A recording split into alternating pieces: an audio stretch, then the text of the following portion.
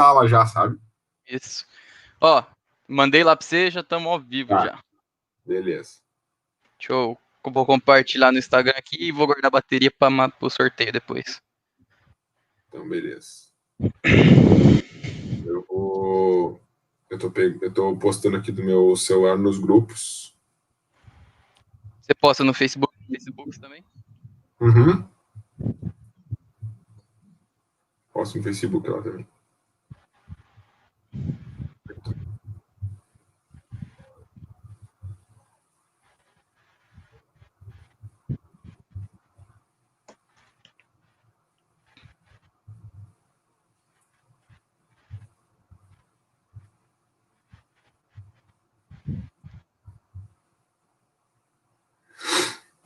Agora eu vou postar lá no Twitter, no Facebook, em tudo.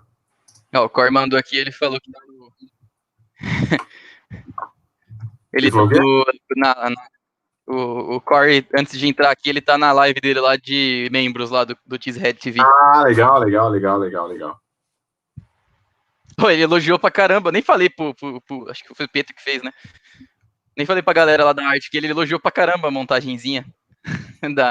Falar depois, tem que passar esse feedback lá pra ele, pra gurizada.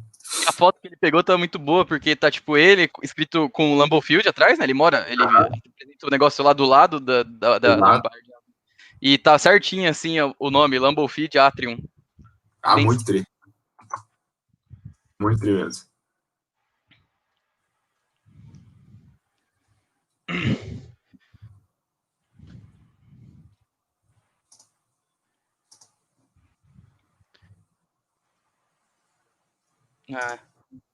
Aí depois vai ter o sorteio no final. É isso aí. Não sei se já tem pessoal entrando aí, enfim. Já tem 10 pessoas, eu acho. 10, 8, 6, 7. Tá mudando. Vai ter o sorteio depois. Só tô publicando no Facebook aqui, daí eu já volto aí. Peraí. Que agora é o último aqui do Facebook. Eu nem vi eu vou ver de agora certinho os outros 15 semifinalistas. Eu não vi todos ainda. Eu sei que o Peyton Manning deve estar, né? O pai do Clay Matthews tá. Foi pra finalista, acho que de novo, né? O pai do Clay Matthews? E Jared Allen, esse maluco dava trabalho pra gente, hein? Puta que eu pariu. Opa. Sim, o defensive end dos Vikings, né? Nossa senhora, no inferno jogar contra esse cara, meu. Ele realmente, cara, ele teve um período ali que ele foi insano contra os Packers mesmo. Senhora. Insano. Não, lá em 2008, 2009, que ele destruiu o coitado do Rodgers. Ainda primeiro, segundo ano de titular, era triste. Pior. Era brabo. O ano de 2011, que o Packers lá, que você não acompanhava, né, que o Packers teve o melhor ataque, ele teve acho que 23 sacks. Nossa senhora. Foi um bagulho monstruoso, assim. Agora, aqui, dos Packers ali, quem foi o Leroy Butler e o Charles Woodson, né? Demais. Eu não vi outros nomes ali do Packers. Tá ótimo. Foi só esses dois mesmo. Assim, que fizeram carreira só eles dois, se eu não me engano. Não, foi só esses dois mesmo. Gurizada. O Charles Woodson, ele é meu top 3 Packer all time, assim, sabe? Eu amo o Charles Woodson. Meu, eu queria demais ter uma jersey do Charles Woodson. Assim. Eu acho que, falando sério, assim, se eu tivesse que escolher um jogador pra conhecer, seria o Charles Woodson. Tipo assim, só pode escolher um. Escolhe um. Charles Woodson. Eu acho que eu escolheria o Charles Woodson, cara. Eu acho que eu escolheria. Porque, tipo assim, é que eu vi muito vídeo dele, muita entrevista e tal. Tipo, o jeito que o cara respeita o futebol americano, respeita o jogo. Nossa, cara, eu queria demais conhecer ele. Tipo assim, os meus 3 Packer all time, assim, é o George Nelson, o Charles Woodson e o Aaron Rodgers. Tipo assim, de gosto, assim, não tô nem avaliando como jogador, né? Tipo assim, caras que eu me identifico, sabe? Pessoas que jogaram nos Packers que eu me identifico. Sabe? Seria talvez, Woodson, Rodgers, eu trocaria o Nelson pelo Clay Matthews só, mas Ah, sim, tu gosta bastante do Clay Matthews. Não, o Clay Matthews, tá, cara, é honestíssimo. Talvez eu, pensando, talvez eu até trocasse alguém pelo Clay Matthews, mas, tipo assim, de cabeça, assim, de primeira eu pensaria isso, assim, sabe? Rapaziada, vocês mencionaram na última live, mas eu esqueci que horas é o jogo do Vikings mesmo. O Pedro Gabriel aqui, ó, já metendo a corneta. Pra quem não viu, né? Tipo assim, ó, não tô falando, não tô criticando. Mas, por exemplo, você pega a temporada do Chase Young de calor esse ano. Sensacional, né? O Clay Matthews sabe, a temporada de calor dele foi melhor, pô. Não, tô falando sério mesmo. Não é. Ah, cara, a gente é muito clubista, cara. Como é que pode, velho? Foi Não, melhor. mas eu. Reverso. Ó, se eu não me engano, ele fez TD de retorno de fumble, forçou Ele, fumble. ele foi o calor defensivo do ano de 2009, né? Foi. Né? Ele não chegou a ser o jogador de defesa do ano, né? Eu acho que ele foi o jogador de defesa da NFC. Acho. Sim, foi em Não lembro. 2010. Foi quando ele chegou mais perto, mas nunca foi jogador de defesa. Nunca foi o jogador de defesa do ano. Mas aquela temporada de 2010. Quem ganhou aquela temporada de 2010? O jogador de defesa do ano. O Paulo Amalo. Não tinha como, velho. É verdade. Não tinha como. Mas, tipo Como? assim, a temporada dele foi absurda, né? Foi. Então, mas assim, só tinha um. Assim, foi o ano de azar, porque o Paulo Amalo também teve a melhor temporada da carreira dele em 2010. Sim. O Polamalo, meu, ele é um safety dos anos 70 jogando em 2010, né? Cara, ele tem uns 10 saques na carreira pulando por cima da linha, sabe? No snap. Aham, É um negócio aham. absurdo. Não, o Troy Polamalu era muito bom, assim. Era muito bom. Muito bom. E perdeu o Super Bowl, é verdade. Inclusive, naquela recepção do Jennings, que no Super Bowl, que, meu, é uma janela minúscula, o Polamalu dá uma paulada nas costas do Jennings e ele não larga a bola. Paulada, meu, naquele lance ele tu pensa, meu, cara, esse time, o time do Packers, esses jogadores nasceram para ser campeão naquele dia, porque, meu, aquela paulada é para matar um, cara. Aquela paulada matava um ser humano normal. Se o cara não é um jogador, o Troy Polamalu te dá uma paulada naquela nas costas, tu morre, cara. Quebra teu pescoço com o alavanco que tu toma. Não, meu, foi muito surreal, cara. Não, e aquele passe pro Rodgers, eu acho, deve ter, não é verdade o que eu tô falando, tá? Não é verdade o que eu tô falando, mas, tipo assim, aparentemente, vendo na TV, né, não existe nada que comprove isso, obviamente, e não deve ser, mas vendo na TV, meu, tipo assim, eu penso, cara, talvez tenha sido o maior laser, assim, que eu já vi do Aaron Rodgers, sabe? Tipo assim, o passe mais forte que eu vi ele dar na vida. Tipo assim, meu, aquela bola foi um canhão, velho. Um Porque canhão. a cobertura, assim, meu, o espaço era só a bola passava, sabe? Tipo, era o formatinho da bola, assim, passando. Foi Cara, lindo funcional. demais, tá louco. Aí o Pedro falou aqui do fumble, foi o Clay Matthews, né? Depois do Kevin Green ter falado com ele lá, que o Woodson tinha saído do jogo e a defesa do Packers tinha morrido. O ataque tava sofrendo, porque a defesa do Seattle era muito poderosa já. E o Clay Matthews, Steelers, oliciaram ali no chat e falei. A defesa do Steelers era a melhor defesa da NFL naquele ano. Foi a número 1 também, estatisticamente e vendo tape, assim, era muito poderosa mesmo.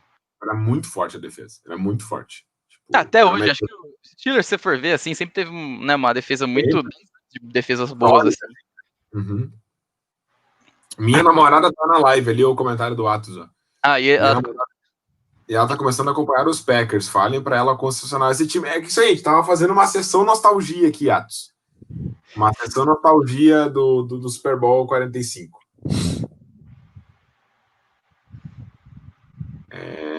Vamos ver aqui. A Amanda mandou oi, o Líbio. Contra quem vocês gostariam de ver Green Bay no Super Bowl? Fico com Buffalo.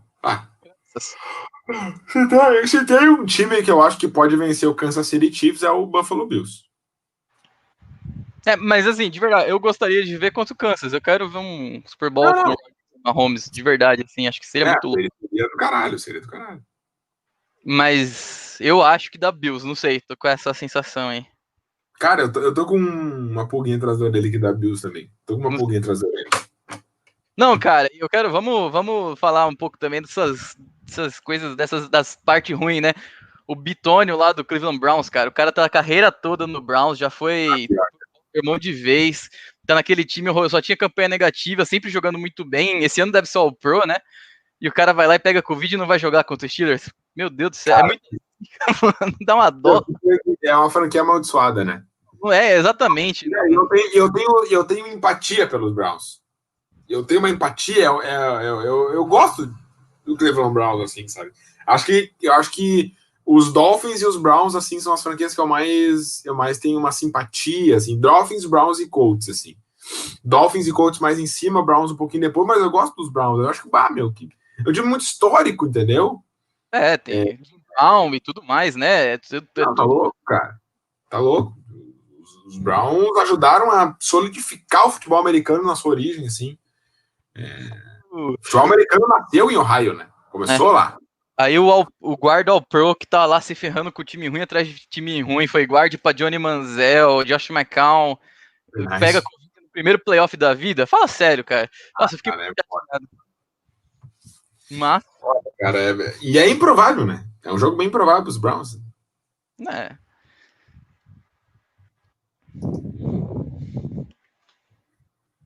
É verdade, ó. O Atos falou um negócio aqui, ó, bem pensado. Pensa no Rodgers eliminando o Brady, depois o Wilson, o Breeze ganhar o Super Bowl do Mahomes. Seria tipo assim, né? Que quarterback passou por tantos quarterback bons assim, né? Se for lembrar. É verdade. Cara, mas eu vou dizer pra vocês, tá? Eu não gosto da ideia de jogar com o Brady nos playoffs. Tipo assim, não penso que eu tô com medo, não sei. Cara, eu só não queria, entendeu? Eu não queria encontrar o Tom Brady nos playoffs querendo ganhar um Super Bowl sem o Bill Belichick, entendeu? Com uma defesa que é do Bucks. Viveu playoffs, né? Eu entendo o que você quer dizer, ele tá muito acostumado. Ele tá acostumado. Tipo assim, cara, o Tom Brady, ele não vai... Tipo assim, a galera falando, o Tom Brady... Meu, ele não vai sentir o jogo no Lambeau Field. Ele não vai ficar, nossa, meu, que frio, vou tremer na base. Pode tipo jogar assim, mal, mas ele não vai, tipo, jogar mal por conta da defesa do Packers, por exemplo. Não porque ele vai jogar mal. Não, o clima pode atrapalhar, claro, atrapalha pros dois lados, entendeu? Atrapalha pros dois lados. Tipo, não vai nevar só pra um lado. O Packers tá acostumado a jogar, mas, meu, o Tom Brady, cara, os outros jogadores eu acho que muita gente vai peidar, sabe? O pessoal vai chegar lá na frente, vai olhar o Lambeau Field nevando e escrever, meu, nós estamos no divisional contra os Packers no Lambeau Field com essa neve desgraçada. Meu, muita gente vai peidar. Muita gente, tá? Muita gente dos Packers também pode acontecer isso. Só que os jogadores desse ano, calouros e caras que chegaram agora, estão acostumados, né? Mas, tipo, o Tom Brady, ele não vai sentir. Ele não vai sentir assim, sabe, vamos jogar com os Packers. Não, foda-se, entendeu? Vamos jogar com os Packers, vamos ir lá. Então, assim, sabe? Eu só vou no banheiro rapidinho antes de começar aqui. Vai lá no banheiro, ele vai voltar, a gente vai explicar tudo aqui como é que vai ser e a gente começa. Mas não quer dizer que ele não vai jogar mal, né? Ele pode jogar mal. É possível, bem possível. Assim como ele jogou mal em alguns jogos de playoffs já. Só que ele não vai sentir a parte de ser um playoffs, assim. Por exemplo, diferentemente do Breeze, que no frio, do jeito que ele tá, já tem o braço meio travadão já no domo, imagina essa diferença. Mas relaxa que o Chase Young vai dar um jeito no Brady, você viu ele lá, saindo do gramado? Quero Tom! Gosto muito do Chase Young, inclusive. Playoffs é isso aí, meu. Se é pro cara ficar quietinho, eu não vou falar do Tom Brady, não tem graça nenhuma.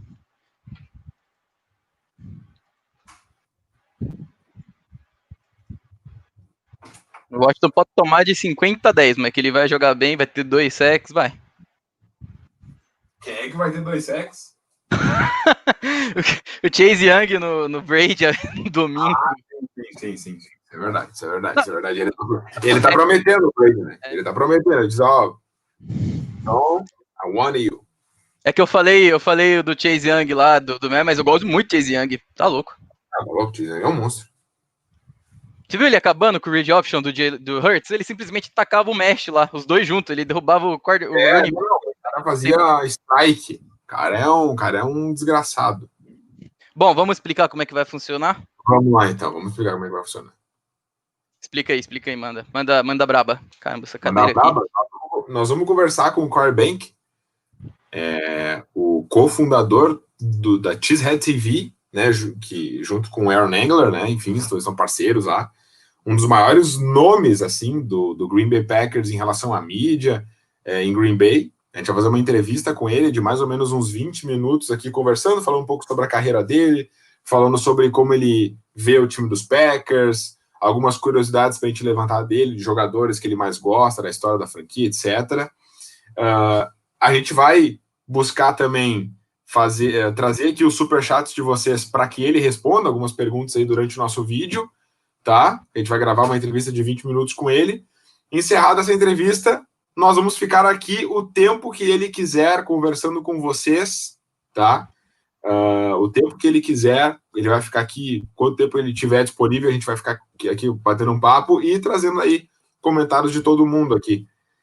Então, acho que vai ser bem legal e vamos se divertir conversando com ele, que é um cara bem, bem bacana e uma referência aí também de Packers nos Estados Unidos, né? E depois, antes... Isso.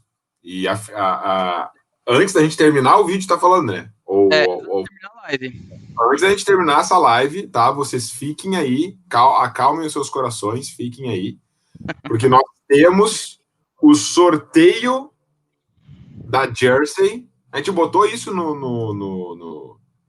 a gente tem que botar isso nas redes sociais. Nós temos o sorteio da Jersey versão home. Uma moto aqui agora. Nós temos o sorteio da Jersey dos Packers, tá? Que a gente fez lá uma parceria com a Sweet Up Sports. Então a gente vai sortear uma Jersey. Para quem seguiu certinho as regras ali, nós vamos colocar na tela para que todo mundo possa ver quem foi o sorteado e nós vamos anunciar aqui o vencedor e depois nas nossas redes sociais também.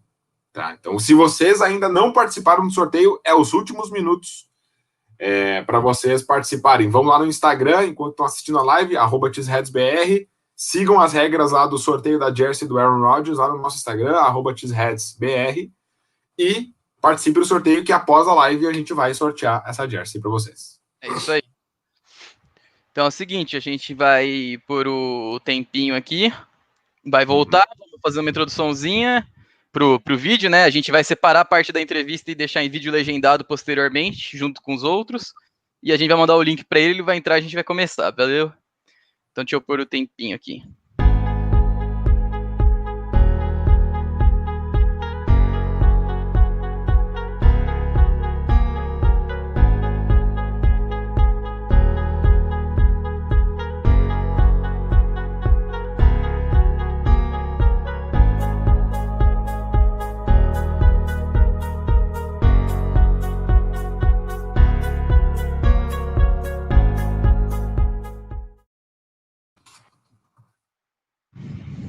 Bem-vindos, senhoras e senhores, ao grande show. Está começando mais uma versão do Cheesecast especial, dessa vez aqui, mais uma entrevista internacional.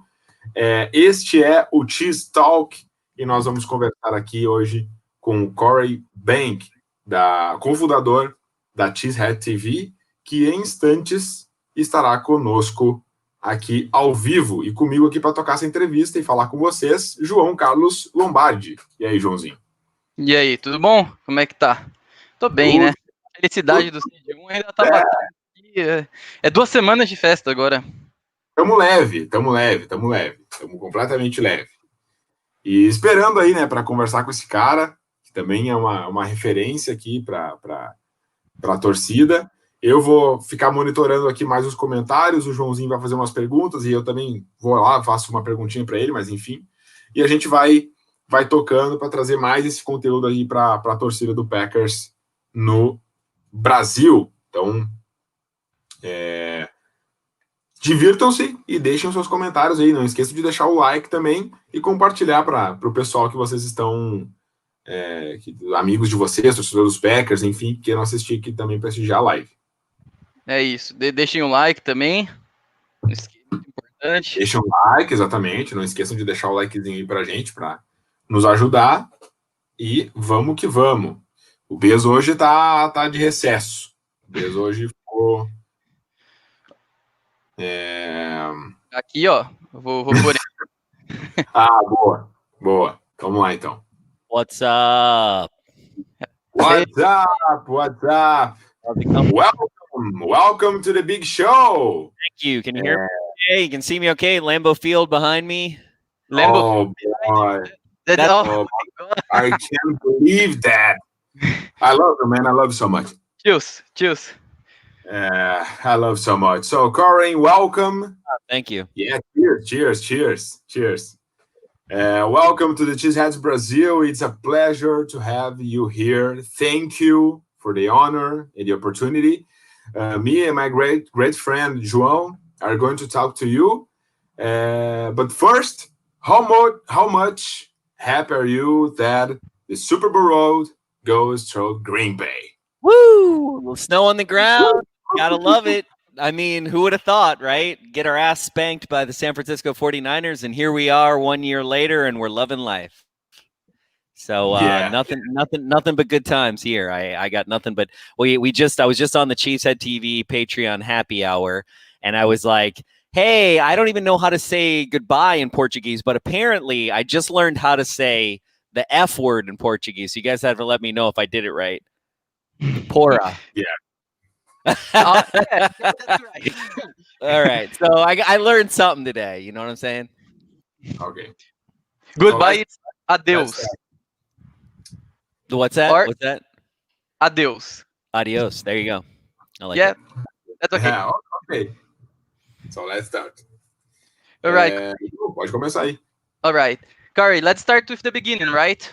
How, when, and why did you become a Packers fan, and how was the experience growing up as one? So I was lucky enough to be born here in Green Bay. Never really lived here, but my grandfather, my Grandpa Behnke, was a huge Green Bay Packer fan. He actually went back in City Stadium. Then he went to World War II, went to the European field in World War II, came back, started a business, and became a season ticket holder. And he was one of the first season ticket holders for Lambeau. And he took me as a little kid, and you know, I've got three grandfathers, two great grandfathers, and a grandfather to thank for being a Packers fan. So it's kind of in my blood. But you know, I love being here. I love living here. It's a great place. It's the best small town in America. Do you remember your first Lambeau Field game? Yeah, it was a preseason game. So Bishop's Charity, that's when that's like the Bishop's Charity game. It's like one of the big preseason games at Lambeau, because when I was a little kid, I couldn't go to the regular season games because everybody wanted to go to them, even though we weren't very good. So yeah, I remember the game. But you know, it's funny in preseason, like you're just like, you just first walk into Lambeau and you're just like, this is so amazing. As a little kid, you're like, what is this, right? And so I just remember the colors, the sounds, the people. I remember that a lot. I remember holding my grandpa's hand. That's the thing I'll never forget. Like for me, football is like holding on to my grandpa's hand walking into Lambeau, you know? Yeah, Aaron told us that his grandparents also made him a Packers fan. So grandparents have a very important role there in Green Bay. Yeah, definitely. Well, you know that. I mean, I'm sure you guys are the same. Like your grandparents, like you just like, I don't know. I don't know. Everybody has that like one grandparent where they're just like, oh man, this is amazing. All right, Aaron, Corey, you have the first super set question for you. All right. Okay. Alan Braga, valeu, Alan, muito obrigado. Thanks. Valeu, Alan. Obrigado aí pela participação. He's asking, who will be the playoffs' best offensive player and defensive player? For the entire playoffs for the Packers specifically? Probably. Okay. Yeah, I mean, you got it. I mean, if you're not going to go with Aaron Rodgers, okay, so let's just assume Aaron Rodgers is off the table just for whatever reason. Devontae Adams, the historically one of the greatest wide receivers in Green Bay Packer history, which is pretty crazy. Don't let my co-founder tell you that Sterling Sharp was better, because he's lying. Okay, the guy is amazing. And then defensive player, I mean, I want to go with Snacks just because like I like to eat, but at the same time, like Kenny Clark. And also I saw this amazing stat about Jair. like all the people that Jair has gone against and what they've done. And it's like 16 catches for like 16 games. It's like literally one person has caught a catch every time against Jair. And like he's had like 7 games where he's had 0 catches. So that's pretty amazing. I mean, I think the fact that Jair exists and that we can bitch about Kevin King is ultimately a good thing for our defense. So Adams and Kevin King, can we go with that? Oh, no, I'm going to go with Adams and I'm going to go with Kenny Clark. Kenny Clark, all right. Então, Alan, valeu aí. Oh, another. O Alan ainda dá uma brincadinha que o MVS vai fazer o touchdown do Super Bowl, né? Tem que falar isso também. Corey, Alan also said that MVS will do the touchdown in the Super Bowl, the winning touchdown in the Super Bowl. Yeah, why not? I mean, he's good. He'll probably catch one and he'll drop one. He'll catch one, he'll drop one. You know what I'm saying? Yeah. Another super set question. Valeu, Atos. Is it possible confrontation against the Buccaneers? What mistakes can we not make?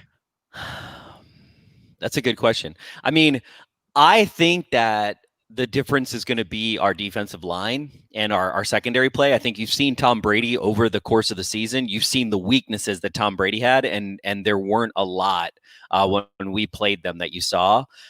So, you know, we've got to keep our gap penetration. We got to keep Tom Brady like not comfortable. That's the big thing. Like you've seen over the season, as soon as Tom Brady has any adversity in his life, he cannot handle it. Like as soon as Giselle is like, yo, you got to pick up groceries from the supermarket, he can't play anymore. I mean, you just kind of see that throughout the season.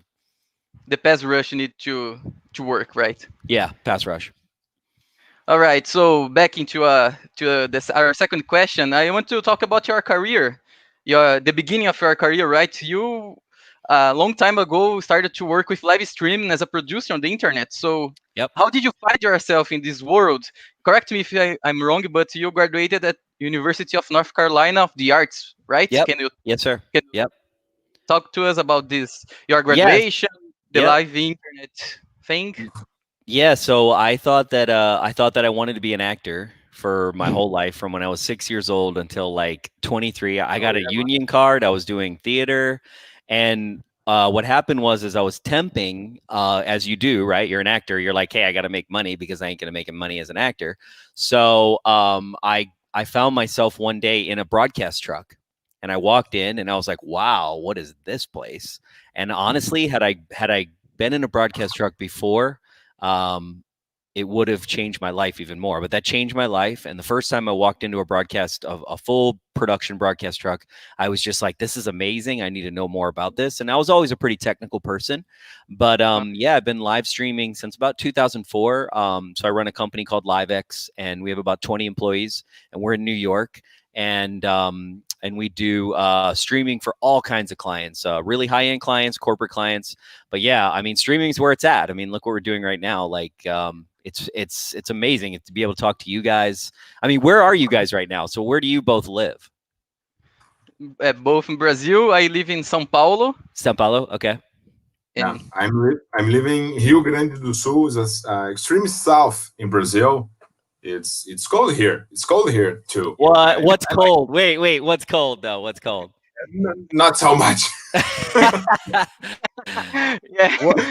But what is cold? What is cold in Brazil? It's like 60 degrees. Yeah, it's not like 26 degrees, right? Wait, I need to do the conversion to Fahrenheit to Celsius. Oh, right. Yeah. Yeah, I don't even know what that is. I'm not smart enough to do that. Google. I only Google it. I think 0 degrees. Okay, 0 degrees Celsius is 32 degrees Fahrenheit, right? Yeah. So it's 26 degrees right now, which is -6. -6. No. Yeah. No, Not really. so cold. Not so cold. That's football weather. Come on, that's football weather. Não faz negativo aí, cabezudo? It's not Cara, negative. faz alguns graus negativos durante o mês de julho em Gramado, mas são uma semana. So not so cold. It's not. Mas é o máximo que a gente consegue por aqui. All right.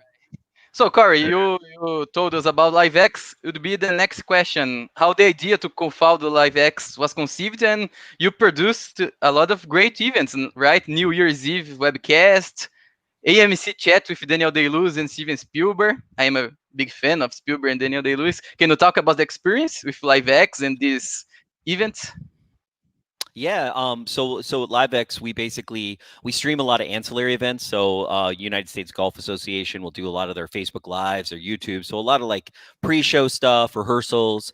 New Year's Eve, this was my 18th year working on New Year's Eve in Times Square. I started as a production assistant. So I started at like literally the lowest level. And then we've been doing a webcast for about 11 years. Our webcast we just produced was viewed by over 5.8 million people. We had Anita on there, who I know is a pretty famous South American artist. She was awesome.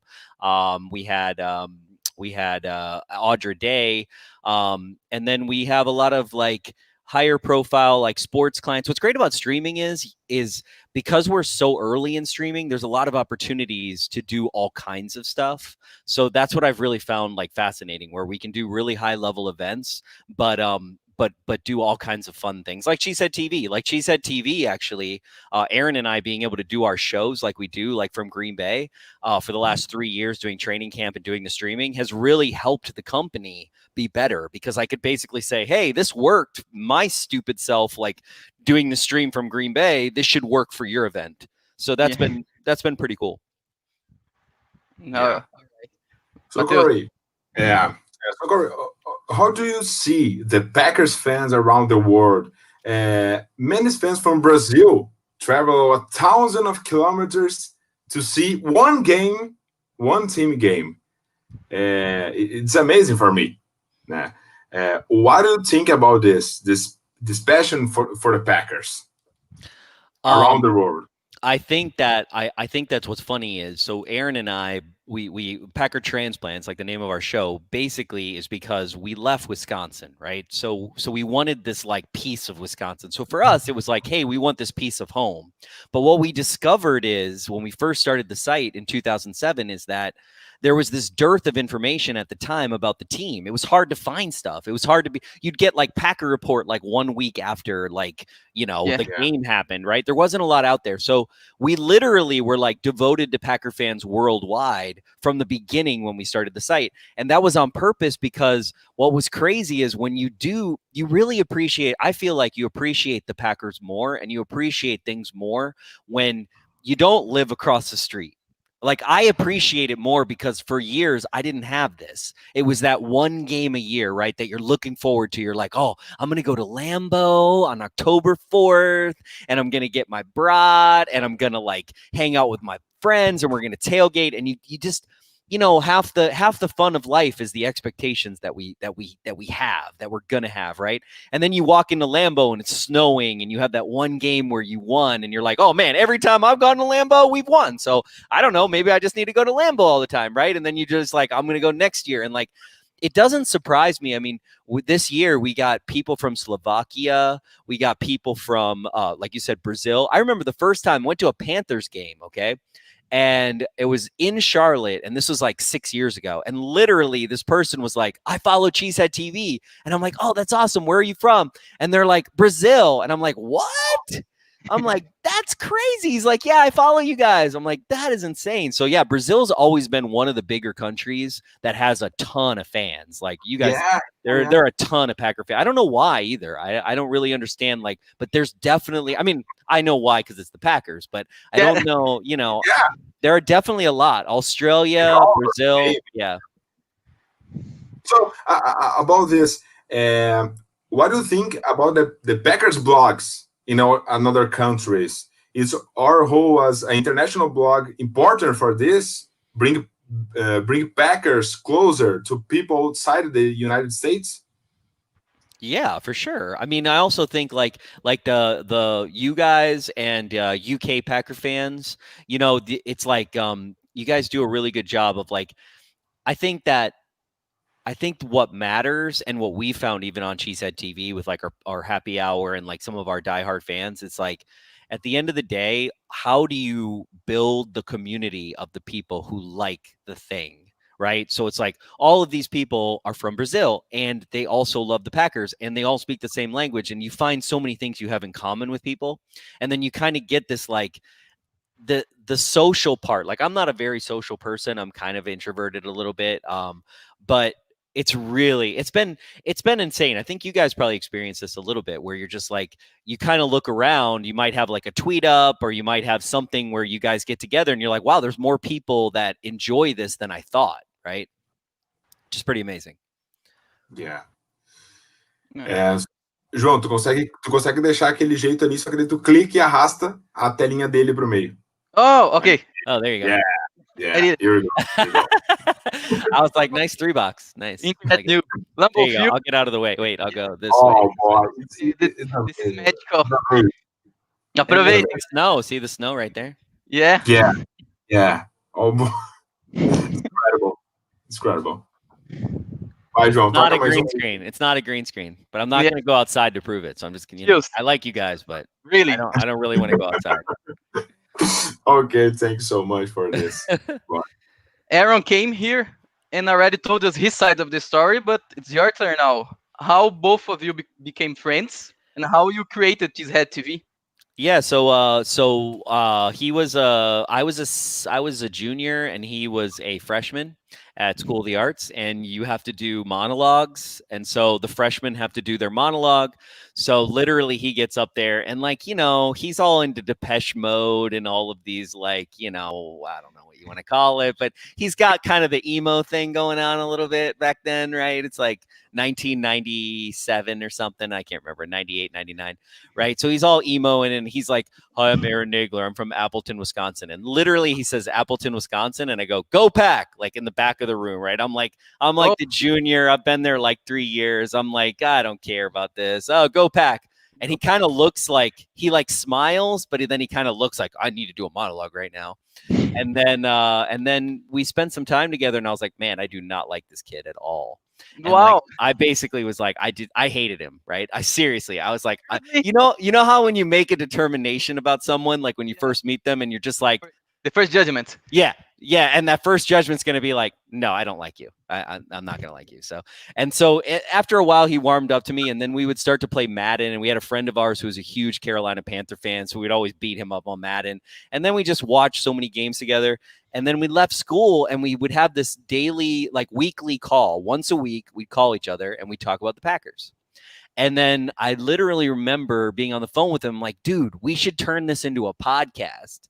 And he was like, what's a podcast? And I was like, well, let me figure it out. And so that's basically, he had, believe it or not, he already had a football blog. It was literally called Aaron's Football Blog. Dude, it was the nerdiest thing you've ever seen in your whole entire life. Okay. Like, he literally, I mean, it was so nerdy. And I was like, bro, we need to make this better. We need to get some stuff going. For a long time, it was just him and I blogging. And it was really sad because me blogging, it takes me like a day to write like a paragraph. So, you know, it wasn't very good. But yeah, we kind of grew it from there. And what was funny is that we thought we were going to have to give it up when he started getting a real job, and he became a reporter. And so we brought Jersey Al on, and Jersey Al had his own blog, Jersey Al's Packer blog, and he had a bunch of writers. And so Jersey Al kind of bringing him on board helped us to like keep growing the site. And you could say Jersey Al was kind of like, he kind of kept the site going. And then, you know, we all kind of came back together about a couple years ago. Yeah, he told us that you were the one who convinced him to step down as a traditional media Packers beat writer to become a fan beat writer, right? You were the one. Yeah, because he was like, there was this whole time where he was just like, oh man, I don't like that you can't be passionate in the press box and all this stuff. And I'm like, dude, just come back to Cheesehead TV. It's fine. We'll figure it out. And that's basically, the last 2 years, that's what we've done. And it's been great. It's been great. Yeah, I agree. So last question about the live, another job. How did you conciliate LiveX and Cheesehead TV? Aaron is a part of LiveX too. Yeah. So what it is, you know, Cheesehead TV has always been kind of my hobby, right? I'll be honest. Like, we've never really made money. The writers get paid off advertising, but when I say paid, like, it's hilarious, right? It's like, every quarter they get like $50 if they wrote some stuff. It's not anything crazy. So we've always made money, but not a profit, right? And Right. so the idea was, hey, Aaron, you come on full time. We'll do the Patreon thing. We'll really hit the video stuff hard. We'll just try to like do the merch, do all the stuff that we can. It's all the little buckets, and see what happens. And so it was important that during the off season, if we were going to do that he would work for LiveX. So what's been great is he does the marketing for LiveX every week, and so he focuses on that a little bit less in the off season, a little bit less in the regular season, and then the off season he hits it hard. But it's been good. It's been a good fit. I think that our content, I'm really excited about next season's content, because we've got some really good ideas to really get it to that next level and do some content that I think people are going to be really excited about. But, the watch parties have been fun. And the fact that we've done Packer transplants, I think this will be, it sounds like small, but this will be our 205th episode tomorrow. So it took us only like 13 years to do 204 episodes. But it's not small at all. So one question I had: how are the beaters and content creation for Cheeseheads TV or Cheesehead TV or whatever with Aaron?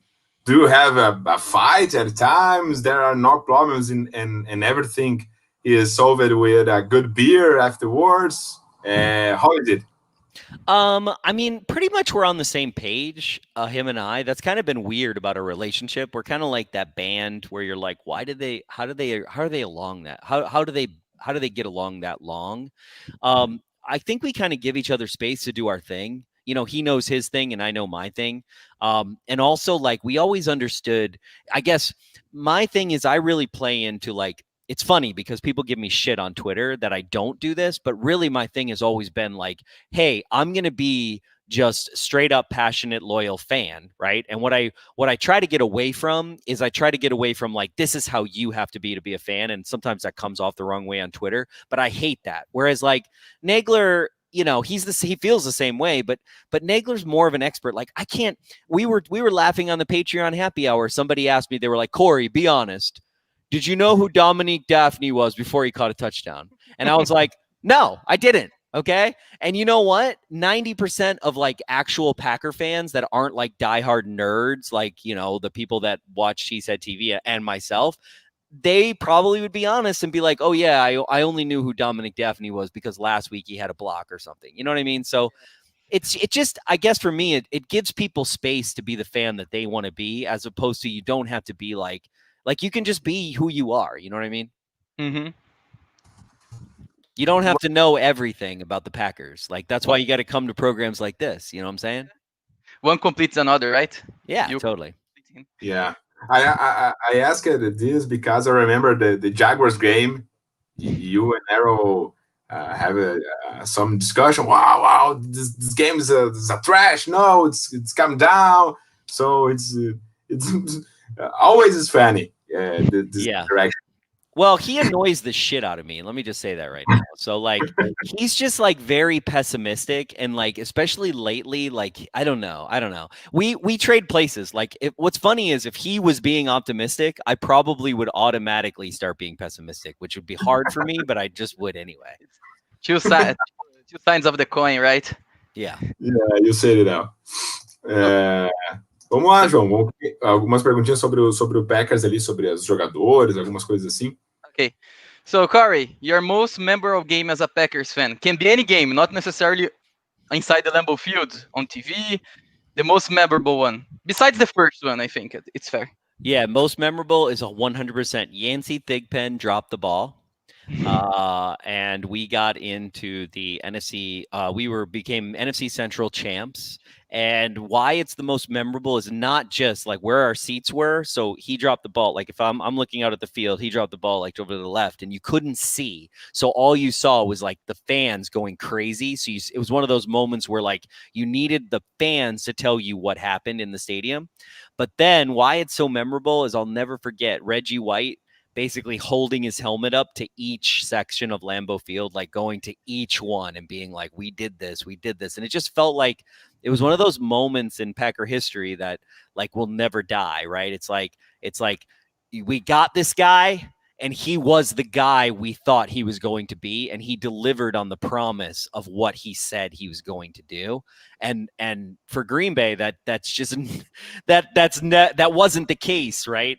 Before. So that I think that's a really, really special one for me. All right. Our viewer sends you this view is as beautiful as the scene of Aaron Rodgers winning the Super Bowl this year. Yeah, we do. 100%. I like that. And your 3 favorite Packers players of all time, and why? Oh boy. Favorite Packers player all time? Yeah. Whatever the reason. To be the best ones you saw. Yeah. Your Yeah. 2 favorite ones. Oh, wait. Favorite all time and then favorite I saw? Because, yeah, that is different. My favorite all time is Bart Starr. I never saw him play, right? Yeah. So I got to give it up for Bart Starr. I love Bart Starr. When I watch back, I love watching it. I don't know why. There's something about that guy. The fact that he came from Alabama, the fact of the way he was, the fact of, being with Lombardi, who was so different, and like everything he did. So I just think he's an incredible player who's like one of these classic underrated players because he wasn't flashy and he just got it done. As far as like, I gotta say my favorite player I ever watched was Gilbert Brown. And just because like, who was I talking to? Oh man, this was so great. And somebody was like, we were looking at a picture of someone who had sent, oh, I know what it was. It was Charlie Barons. It was on the watch party for the pregame, and somebody had put in a picture, and they were inside of like one of those where like you put your head and then you become the player's body. Yeah. And Charlie was like, oh, how cool would that be if it was the gravedigger, like doing his little shovel move?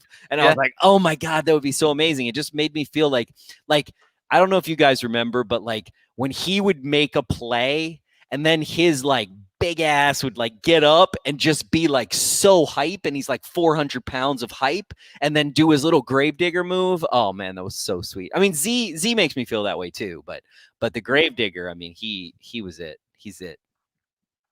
And the Two Waters. But start Gilbert Brown one more. Oh, and the third one is what? Just like just another one? Yeah. I mean, who doesn't get a lot of love is Craig Newsome. I'm going to pull that one out. That's another guy. I used to have his jersey and I had his shirt. And you know why I like that guy? He was one of the last press corners we have. You'd watch him play, and he would literally touch a guy who was a wide receiver and put his ass on the ground. You can't even do that nowadays. It was so good because he'd be like, oh, he just shut down their wide receiver. Can you imagine a cornerback nowadays like hitting Devontae Adams and like throwing him to the ground like a wrestling move? That would totally be a penalty. But I love that guy for that. I loved him for that. Great. So we have your 3 favorite ones. Matheus, do you want to talk something? Não. Agora a gente vai encerrar agora a conversa com ele para fazer nosso recorte do vídeo, e depois a gente continua aí até onde o Corey puder conversar com a gente aqui com o pessoal que tá no chat. Okay, so Corey, this part of the live, we are going to cut and put subtitles in Portuguese to available in our YouTube channel, and we are going to finalize the interview part. But the time free you have now, we are going to talk more informally, right? Not an interview. You can stay here as long as you want. All right. Oh, great. All right. So. Thank you very much, Corey. You are very important to us. You are like I don't know even the words. You are like a herald for the Packer Nation here in Brazil. And Cheesehead TV was the most inspirational site to the Cheeseheads Brasil here. So awesome. Thank you very much. Thank you guys. We live one of the best moments in the history of our profile tonight. We are so grateful for you that we cannot explain. Thank you so much. Thank you so much. Come back more often, and I hope you had fun too. Thanks. Yeah, no, it was great. Thank you guys. We appreciate. So, Corey, I want to ask you something. Your opinion. We tried to have Peter Bukowski here, but he reaches. So wait, we're not live now, or we're still live? No, we are live, but this is not going to be subtitled. This is just for the live viewers now. Oh, But, okay. everyone likes Bukowski anyway, so. So wait, he didn't respond to you? He didn't even No. respond? No, he ignored us. What? He answered the first time, then I said, "Oh, okay, when?" And then never more. I mean, are you surprised? I got back to you right away. I just couldn't do the first date. But yeah, I'm totally down. It's funny, Matt Ramage, he always is like, "Oh, can you do it right now?" I'm like, "Dude, can you just give me a little bit of notice? Because like I even wrote notes for you guys. You guys didn't ask me any. You guys didn't. I had like extra stuff. I asked the people on Patreon. I was like, what do I need to know? Because there's all these like really cool stats right now, like the 48 touchdowns versus 46 punts. I was gonna be the Aaron Nagler of your show, but you know, we can talk about this now. Oh, okay. Antonio Oliveira has a nice question to you. What's our most valuable Packers collectible? Well, I would have said I have a Curly Lambeau and signature with Vince Lombardi on the Packers, the Wisconsin. Basically, Curly Lambeau was presented with the Wisconsin Sport Writer Award, and Lombardi gave him the award. And what's significant about that is Lombardi famously did not like Curly Lambeau. Curly Lambeau was a ladies' man. Lombardi was a very strict Catholic, not strict, but you know, not a ladies' man. And so they famously did not like each other. So there's not a lot of signatures. Although recently I acquired a piece that is basically Brett Favre's original scouting photo for the Atlanta Falcons with a scouting letter written by Brett Favre's father, Irvin Favre, which basically says how great Favre is to the Atlanta Falcons. So that's like my new favorite piece, and it's pretty amazing. I'm a huge, for those of you that don't know, I am like, I don't have any kids. All I do is collect Packers crap. So like these are actual Green Bay Packers bulletins. So this one is from 1930, I believe. Whoa. So it's got like the back, and we were about to play the Brooklyn Dodgers. Which was a team. So I love these because like they just gave them out before the game and you were just supposed to throw them away. So it's just like a piece of paper that shouldn't exist anymore. I love stuff like that. Oh boy. Thiago Lopes had. Oh my boy. Cadê agora? Vou comentar aqui, ó. Thiago Lopes have a question. Hi Corey, I'm sorry to be bold, but how you can live with MVS? Oh, man. Yeah. Aqui, a gente tem o superchat aqui. Vai lá, João. Toca aí. Marcos Sacardo. Valeu, Marcos. Thank you. Ask him if the classic buttered burger of Crow's West are still yummy. I mean, it's some good stuff. I mean, I do like Hinterland as well now, but a Butterburger, it's always good to, if you're going to come to Wisconsin and you're going to do the whole Lambeau thing, I highly recommend at least having one Butterburger for sure. It's good stuff. It's still yummy. Yeah, I mean, what's not to like? You have a beef patty and you got a nice pat of butter on it. It's good stuff. Valeu, Marcos. Muito obrigado mesmo. Ô, João, só tô postando nos grupos lá que o Corey ainda tá aqui na live com a gente, mas aí vai tocando com ele aqui. All right. Let me see. Oh, Corey became a fan of the Packers because of his grandfather. I became a fan of the Packers because of the Red Foreman from that 70s shows. Do you like this? Yeah, I've seen all of those. Those are great. Those are hilarious. And they have like the Packer helmet. They'll have that, and then like they're like, yeah, they're like, "Thank you, Wisconsin." Yeah. There is one episode that they go to Lambeau Field, and Eric Foreman, the main character, he doesn't know about football, and he puts a Chicago Bears jersey. Yeah, and his dad probably calls him an idiot. That's great. Yeah, Red is that. He's the best character in that too. He's hilarious. Probably. Valeu, Luciana Pereira, muito pelo comentário. Oh, Corey, talking about this season team, do you prefer this offense or 2011. Well, we'll have to see, guys, won't we? I think this offense, I mean, here's the thing. Like, this offense cannot be stopped by anybody but itself, basically. Yeah. I think we've all seen that. There's nothing this offense can't do. There's no piece of it.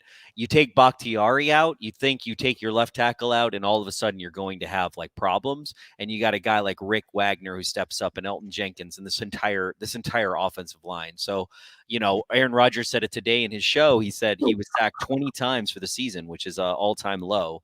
All-time low. That's going to be a huge factor. Devontae Adams plays in 13 games and has a historic game for a Packers wide receiver. Aaron Jones has a great season. AJ Dillon has comes up a little bit. Tunyon with his passes. Also, I got to give a shout out to underage Packers, Joey, who gave me the stat. 11 receivers have a touchdown with the Green Bay Packers. That's the most in Packers history, from what I understand. 11 for a season. 11 receivers. 11 people caught a touchdown pass. Different people, all right. Aaron Rodgers, yeah, 11 different people. So yeah, I mean, I guess I would have to say this year. I know that's probably lame, but at the same time, I do think that, you know, do you think here's what I've been saying all season. All right. Do you think the Packers, okay, so do you think, this is what I said about Matt LaFleur, right? Do you think Matt LaFleur in his coaching career is closer to the floor or closer to the ceiling? To the floor.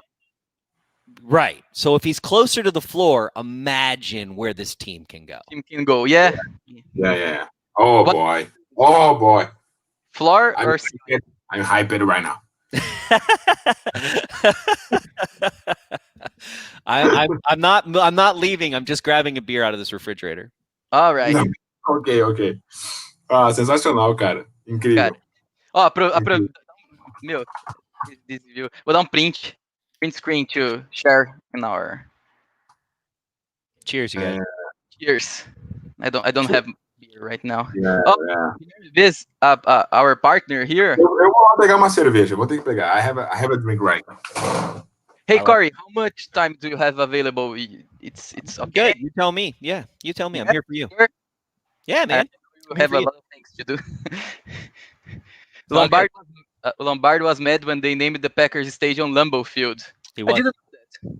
A lot of people don't know that, and a lot of people think that, you know, the statues are right there, right? And right. There was a lot of talk about having them next to each other, and you know, I think historically there are. Cheers, nice. Historically, what are you drinking? Is that like a Brazilian beer? Oh, Beck's. Yeah. There's this Dominican beer. Have you had? It's called Presidente. I love it. It's so good. I know this beer. Yeah, I love it. I used to drink it in New York all the time. I love it.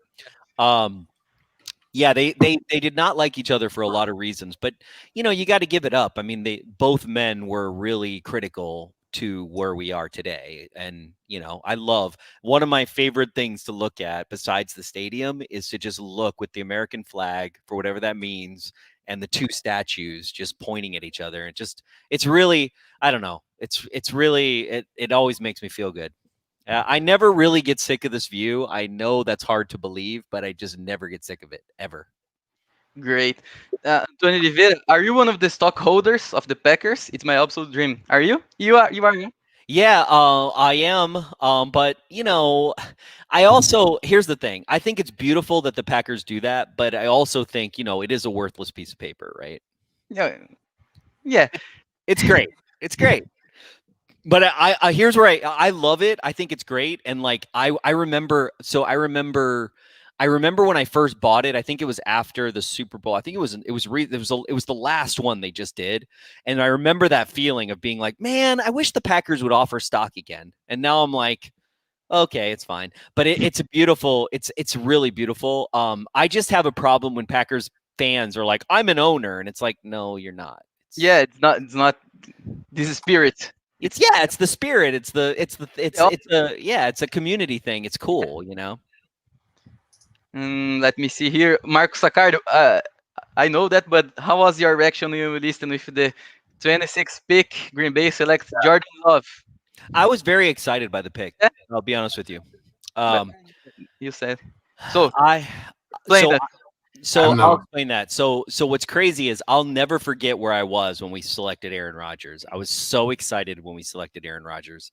But when we selected Jordan Love, here's what's crazy. So I don't know if you guys watch it, but we had the Cheesehead TV draft party. We had all these players on a Zoom. It was crazy. I'm like muting Nagler. Like I'm like, no, Nagler, you can't talk anymore. And then he was like doing some stuff.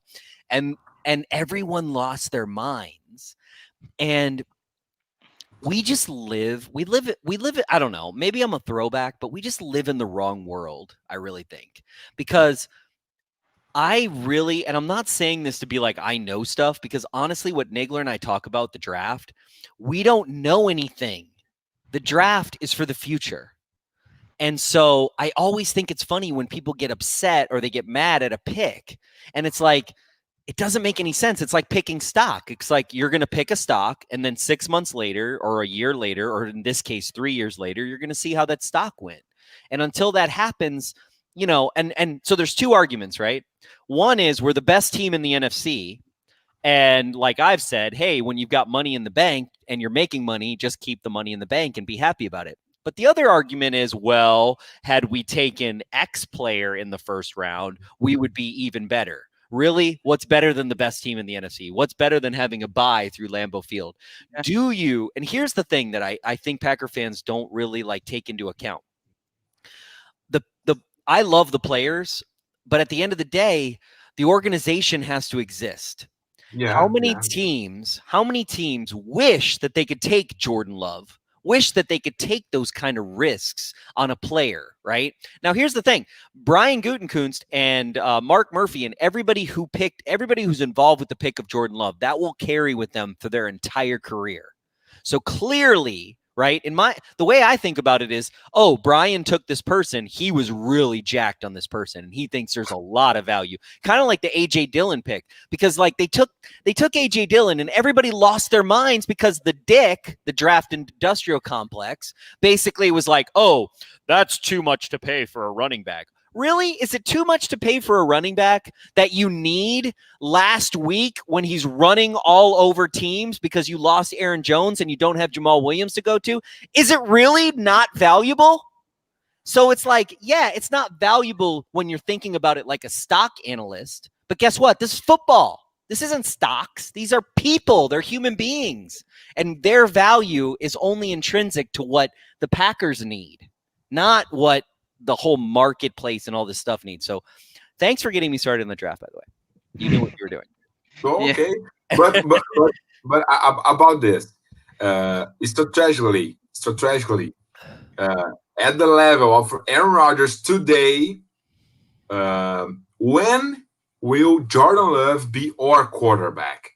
How much help will he get with maybe just one rookie contract year? What do you think about that? Yeah, the situation now. Okay. So there's three things that can happen, right? So in my opinion, and don't. In my mind, 1 year in rookie contract is I don't understand. What do you mean? Like the fact that well, here's the thing, right? If you don't get to pick the year that the quarterback is going to be your quarterback, right? Same with the Brett Favre situation, right? So Aaron Rodgers fell to us, right? And so now you're on a 3-year time horizon, right? So next year we have Aaron Rodgers. The year after that, right? But here's the thing. So let's say we have Aaron Rodgers. Is it that bad to have Jordan Love as trade bait? Yeah, that's one. So there's one way to go where you're like, oh, okay. One way to go. But here's the thing. Like, here's my thing. I love Aaron Rodgers. He's going to go down as one of the biggest legends in Packer history of all time, for sure, whether he wins another Super Bowl or does anything else in his life. But he is one man. And you should never build everything around one man. It is always good to have something else right in your back pocket. And here's the crazy thing, right? If the Packers are able to pull this off, It will have never, if Jordan Love turns out to be a good quarterback, he doesn't even have to be great, right? If the Packers get in a playoff with Jordan Love, the Packers will have pulled off something that no NFL team has done in the history of the NFL. 3 quarterbacks of high level. That's a good point. That's a good point. Do you think it's possible to Jordan Love to be traded, just like Brett Favre for Atlanta Falcons to Green Bay, some kind of the situation? I think in that situation, I think, let's say another quarterback falls to them, Aaron Rodgers gets somewhere, and they're like, hey, we're just going to trade Jordan Love. I don't see it happening, not for the money that they've paid and where they have him, but it's possible. Atos, valeu, Atos de novo, me ajudando a aceitar isso. He said you are helping him to accept Jordan's Love's pick. I mean, yeah, it's really hard because, we're in a win now society, right? Yeah. But what I think is fascinating about the Jordan Love pick, like if you look at the journey from when we took the draft, like what's funny is my mind hasn't changed since we first took the pick, but it's just the way I look at the draft. Like I feel like a broken record because every draft I say the same thing. Like, we got to wait 3 years, you guys. We got to wait 3 years, right? And it's like, you don't really have to wait 3 years. There's some guys where they're so good, you're like, yeah, that was a good pick. Like I already think the A.J. Dillon pick was good. I don't care where we took him. I don't care if we took him in the first round. I don't care about value or anything. I think it's a good pick. I think it's A.J. Dillon. If we win the Super Bowl, I think the A.J. Dillon pick is going to be one of the reasons that we do. The snacks pickup, all these little things that Brian has done. My problem with how everybody reacts is that no one gives Brian the benefit of the doubt. Yeah. It's like, hey, we got this guy. He's really fucking good at picking players, actually, and like he's built a team. He found this coach. He is the most winningest coach since he started, and we don't give him the benefit of the doubt about the draft. I just think it's funny. Okay, and Josiah DeGuara. 3rd round. DeGuara. Yeah. Well, injury issues.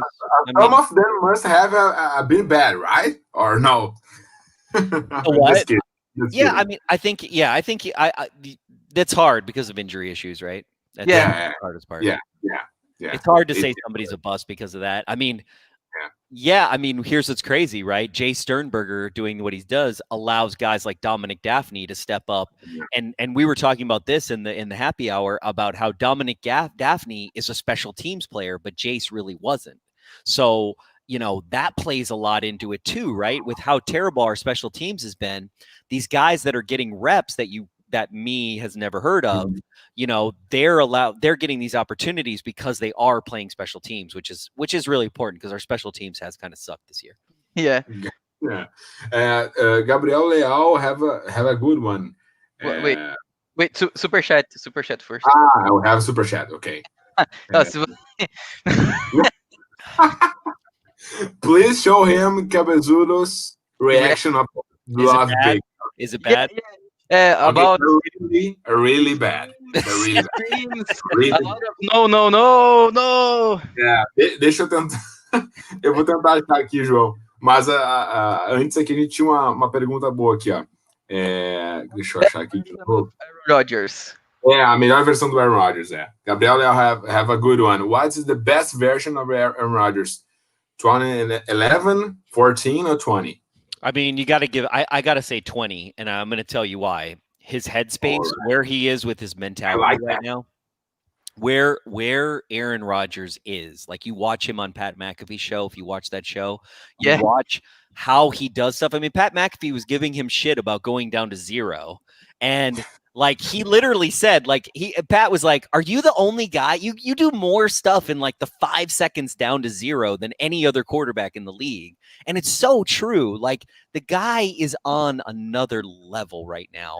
And like 2011 and 2014 Aaron Rodgers were amazing.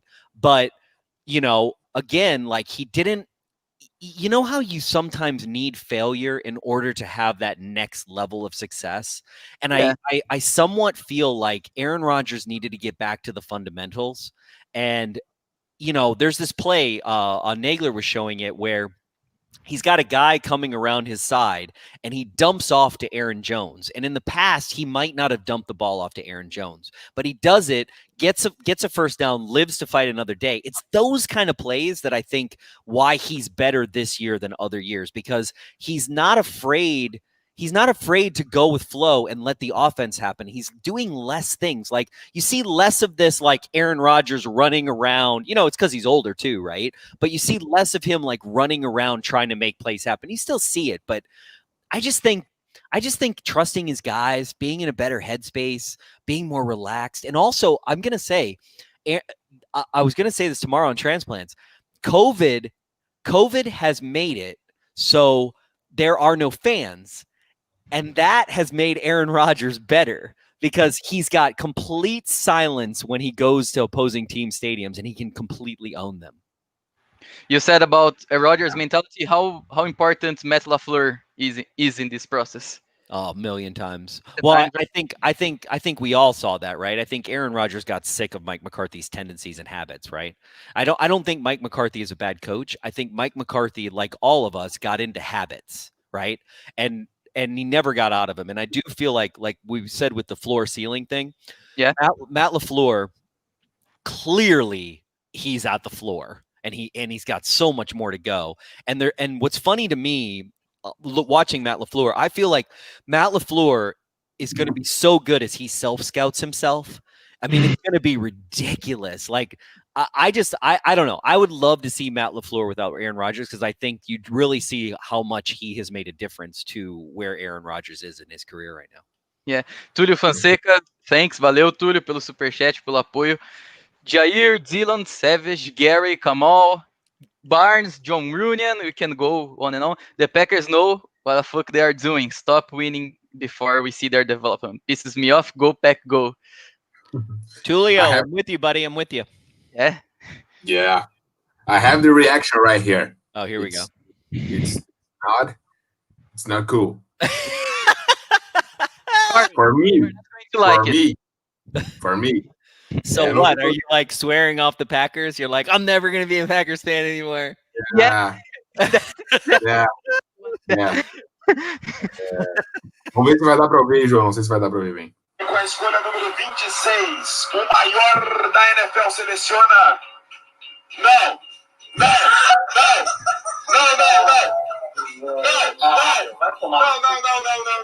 Mentira. It's a lie. Mentira, meu. No, it's a lie, brother.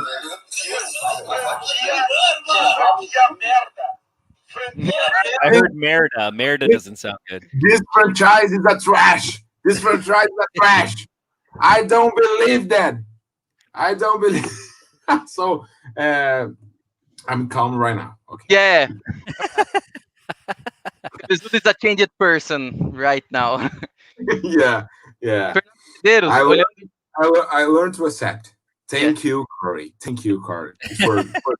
For you. Well, it helps when you're the best team in the NFC. It's easy to accept things. Yeah.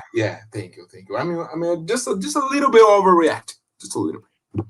Hey, we wouldn't be fans if we didn't overreact. Yeah. Passion. Sometimes a little over the top, but it's passion.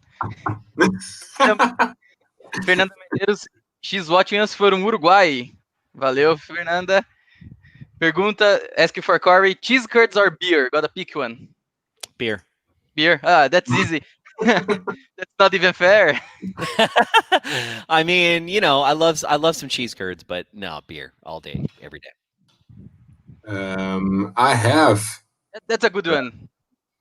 Do you think Grandpa Crosby can be our kicker for how long? Perfect. That's a really good question. I mean, I didn't think he'd be our kicker this year. I thought we would already have replaced him. I'll be honest with you. Who knows? I mean, kickers last long. I think you see this trend, right, where you see quarterbacks lasting a lot longer. Kickers are going to go down that same path. I don't know. I think that the Packers will allow Mason Crosby to be their kicker as long as he can demonstrate that he can kick like he is. I mean, there's a little bit of nits to pick because he missed a couple extra points this year, or one extra point, I think maybe. But he's a great kicker. He's a great kicker for us. For 16 this year. Yeah. So Corey, a question that always comes to my mind for anyone who is from Wisconsin or Green Bay and is a Packer fan. How many cans of beer you can you drink in a game day? Please tell me. Well, a number. It depends. Am I hanging out with Aaron Nagler or not? Because if I'm hanging out with Aaron Nagler, for some reason, I can drink 40% more beer than if I'm not hanging out with him. Because the man can drink like nobody you've ever seen in your whole entire life. And like he doesn't, you know how people like when they drink, when they're like fake drinkers are like, oh yeah, I can take all kinds of shots. Nagler like just secretly, like all of a sudden you'll be like, I'll have the beer fridge, right? And I've got all these New Glarus spotted cows in the beer fridge, and it's like so amazing. I'll hang out with Nagler for like 4 hours, and I'll look at the beer fridge and I'll be like, wait, it's just you and I here. What happened? And he'll be like, oh yeah, I just had a couple beers. I'm like, bro, you just went through like a 12 pack. What's going on? Like, and like last night at the Sunday night, the watch party, we went through a whole 12 pack of spotted cow together. So that's not nothing. So tell about the fans in Brazil who knows this. What does that mean? The tailgate. Yeah. What is it? What is it for us? Okay. Even our soccer, we don't have here. You don't tailgate for football games? Not like you. Yeah, not like you. So it's funny. It's like I remember what's funny is I remember tailgating as a kid before I even came to football games, because I don't know what it is. Maybe it's because it's cold and people are bored and they're just like, I mean, but here's the thing. Okay. Okay. Get out tailgate out of your mind. Okay. Does this sound like fun to you? Okay. So I'm going to grill some sausage. I'm going to drink some beer, and I'm going to hang out with my friends outside. You do that in Brazil all the time. Yeah, okay. Yeah. You know, you guys got like carnival. Like when you do carnival, that's like eating and drinking, and eating and drinking is like a big part of it, right? Yeah. Yeah. So it's like carnival, but it's a little nerdier. Yeah. Oh, so good. Guilherme is our partner. New Glarus are awesome. Spotted cow only in Wisconsin. Yeah, it's good stuff. I brought like 30 cases back this summer to New York just so that our crew could have them. And so I have to ration them, because like if you show Nagler that you have lots of cases of beer, basically he drinks based on how much you have. So you gotta kind of ration it a little bit. All right, let me see. Tem alguma coisa? Do you have a question, Matheus? I'm searching. O Fernando Medeiros mandou mais uma, eu tô puxando os mais de cima. Okay. Question from Uruguay. How the Packers fence started? So the Packers fence, it's right next door to us. My neighbor, he bought the place next door, and the Packers fence guy, who's a guy, he wears this like fence hat thing. He'd been painting that fence, and there's kind of a long history in Green Bay of different fences getting painted on Lombardi Avenue here. And my friend Matt, who lives next door, he said, look, I want to do this a special way. So about 6 years ago, he got two Green Bay artists, Zane and Spencer Young and Zane Stats, and they're local artists. And he said, guys, I want you to come up with a concept. And I said, oh, that's really cool. We'll come up with a concept every year. Cheesehead TV will pay for like the paint supplies, their labor, like just to do stuff.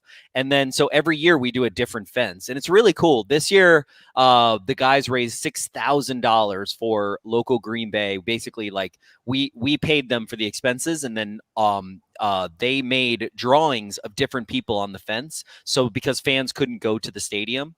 So we've been doing about 6 years. It's been on that fence for about 10 or 20 years. I remember as a kid looking across and seeing like people having different stuff. It's really cool. If you come to Green Bay, I highly recommend, taking a picture in front of the fence. It's one of the things, like you got to have a butter burger. You got to go to Titletown Development. You got to go to Lambeau. You got to do the Heritage Trail. You got to go to the Packers fence. Like there's the list of fun things you can do.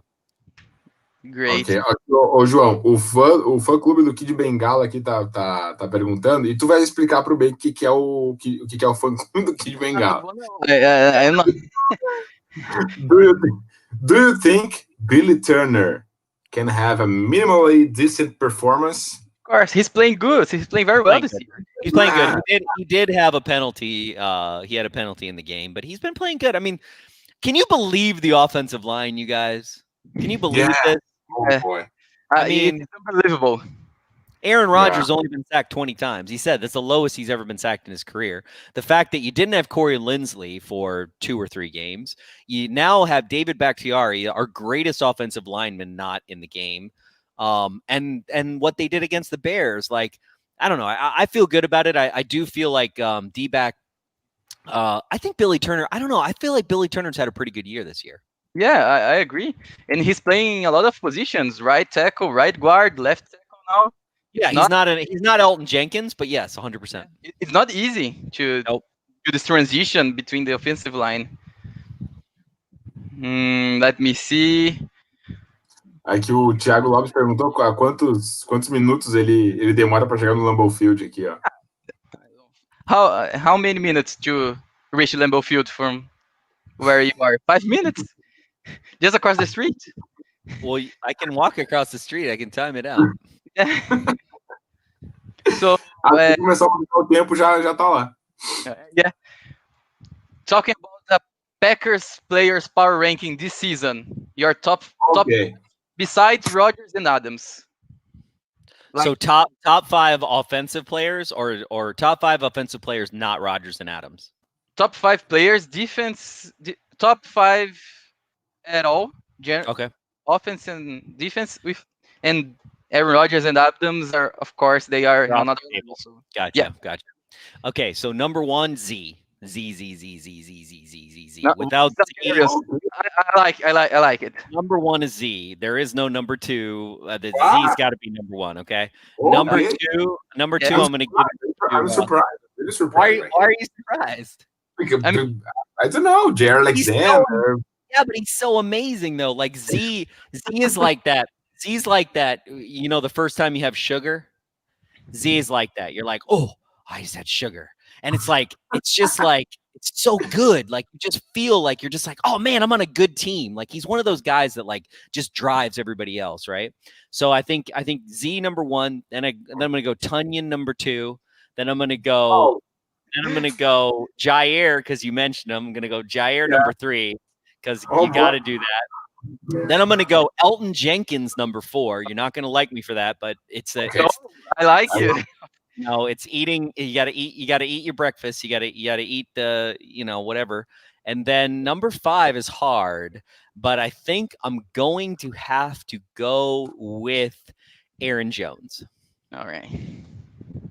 But I almost said Darnell Savage. I'm going to be honest with you. All right. I love the Z at 3rd, right? Yeah. Third, Rodgers, Adams, and Z, and Tony in the 4th position. I love it. Corey, did you and João talk before? João's list is very similar. I don't understand. Exactly the same. Z and Tonian. I love both of them. Z is like the leader of our defense at tackles for loss, sacks, pressures, forced fumbles, hurries, everything. The guy never takes a play off. I love players like that. It's like Gilbert Brown, right? It's why Gilbert Brown's my favorite, because you never saw Gilbert Brown being like, no, I'll wait. I'll do the next play. And like that's what you want, You want that guy who's just like hungry all the time. Christian Kirksey too never made the playoffs. Yep. Kirksey, he never played. Oh, yeah, Kirksey. Sorry. Vamos ver aqui. Que a gente tem mais? Oh, okay. Essa é boa. That's a good. It's next. Damon Harrison will have a good number of snaps in the playoffs. I hope so. I think everybody wants those snacks. Everybody wants to have some snacks. I mean, we were talking about it in the happy hour today. I think that there's a reason why Brian wanted him so hard, right? Like, he's been trying to get this guy for so long. Like, it's almost like we're like, like Snacks is like that hot girl, and you're like, oh man, and you just keep asking her out knowing that like you're never going to have a chance. It's like Brian was like that with Snacks, but like where was he going to go? And here's the thing that I really think is awesome about Snacks is that he's going to make Kenny Clark's life so awesome. Like Kenny Clark is going to be the recipient of everything that Snacks is like doing, which I think is great because Kenny Clark has had a great year. He could be in my top 5 easily. Oh, probably the best duo of run defense in the NFL now. Damon Harrison and Kenny Clark. Why not? I mean, yeah, I don't see any lies in that. I don't detect any lies. Thiago, hey Corey, it's a little late here in Brazil, so can we go to the last questions? I'm not saying, but 1 hour already. I don't know. It's okay. Has it felt like an hour? Yeah, I'm here for you guys. I'm here for you guys. What are you talking about? I'm here, Lambo. Yeah. Oh yeah. All right. So another. Vamos continuar então, João. Mais uns minutos aí. Okay. Thiago Lopes, hey Corey, what's the item that you have there that Tom Gross is always talking about? So that's the decanter. He got one. A fan got it for him. It's a whiskey decanter. It's got like a little helmet top. You can get it at the pro shop. So see, the pro shop doesn't even pay me, but you know they're welcome for that. But you can get it at the pro shop. It's really cool. And so he's ever since like it happened last season. He was like, "What is that decanter?" And I was like, "It's not yours, Tom. Go away." And then I guess the fan got it for him. I have one here. Camila do Prado asking, what do you think about the Kevin King regular season? Why did I love this reaction. Okay. What is it? I mean, here's the thing about Kevin King you got to think about, right? Oh, I heard somebody say hello. Okay. Here's the thing about Kevin King you gotta think about. Everyone is throwing to Kevin King because they do not want to throw to Jair Alexander. Yeah. Okay, so basically, he's getting all the stuff. Now, my only thing about Kevin King that I have a problem with is his tackling. Like, can he just stop tackling with his shoulder? Like, what is this like throwing your shoulder in or, you know, and okay, now the person saying this, okay, I cannot tackle anyone. Okay. So yeah, I would be worse than Kevin King, but, you know, also Kevin King's drop. I mean, that ball came like right to him, and you're just like, Kevin, can you just catch the ball? That Sunday. Yeah. It cost us a field goal, right? Yeah. Ending the second quarter. It's Julio Fonseca de novo. Shout out to Bank. Appreciate you, buddy. Thank you. Thanks, Julio. Appreciate you. Pro pessoal que tá nos escutando, que tá ainda na live aqui, que tá mandando os comentários aí pro Bank, podem comentar também em português. A gente vai traduzir. Se alguém estiver assistindo e quiser perguntar em português, para depois que a gente traduza para inglês, a gente vai também. Vamos Igor, he's talking about the Packers defense of Super Bowl in 2010. Clay Matthews, right? This Clay Matthews season and his forced fumble in the Super Bowl. Yep. What about it? Well, he says it's historical. It's definitely historical. Definitely 100%. Oh, I remember something. Charles Woodson and Leroy Butler now finalists on the Hall of Fame. What can you say about it? Well, I think that they both deserve to be in the Hall 100%. Leroy should have gotten in much sooner. It's ridiculous. If you look at all the stats on Leroy and any other person that is a safety that has gotten into the Hall, there is no way he doesn't get in, right? What you have, and Aaron Rodgers has talked about this on the Pat McAfee show, and I've been talking about this for decades, is the fact that we are a small town team. We are treated like a small town team. Yeah, and that's never going to change, whether we have Aaron Rodgers and I do think that players suffer because of that. Because you know, you look at Lynch or you look at some of these other players, and you're like, really? There's no way that player comparatively is that good. Charles Woodson, Charles Woodson has got to go in, right? Yeah. Now here's what sucks though, is we're going to be in a situation because they're both finalists, right? So we could be in a situation where Charles Woodson gets in before Leroy Butler, and that would be sad, but it could happen. It could happen. Atos, Valeu, Atos, por ajudar. He's talking about the David Bakhtiari injury and how can we compensate his absence. I mean, I think you saw it. I think Sean Meninga, well, no, not Sean Meninga. Hello, the special teams. Sorry, I got Sean Meninga in my head. So Adam, como é que é o nome do coach mesmo de OL? Adam. Lining. Yeah, Adam. Offensive line coach is Adam Chesnowski. I think Stanovich, yeah, exactly. Yeah. So thank you for that. I appreciate that. No, I think you saw that last. I think the answer to your question is watch Sunday's game, right? Yeah. They move Elton Jenkins. Wagner has a big game. I mean, Nagler said it. Nagler and I were talking about it yesterday, and he actually was surprised. I think he did not think Wagner was going to be the player that he turned into. And that those are the things that we needed to have happen. But Stanovich has to get a lot of credit because you even saw that when Corey Linsley came out, because I was really worried about that because there was that whole stretch where I thought that Corey Linsley was really the thing that made everything go. Now, there is a difference. To me, the test will be in the first game if you don't see a huge drop-off. Because what happened was, and I do think having Linsley back is huge for us, right? And so I think having Linsley with Bakhtiari out now, if we lost someone else, who knows? But you know, we've been very lucky on two fronts. Our offensive line has been really stout, no matter what has happened to those two starters, and we have been very lucky when it comes to COVID. Yeah. And our luck with COVID hopefully will not run out because to me, and Aaron Rodgers has said this, not even me, the teams that are going to be there at the end are the teams that handled COVID the best. Just two players, right? The whole season, Chris Barnes and AJ Dillon. That's amazing. It is. It's incredible.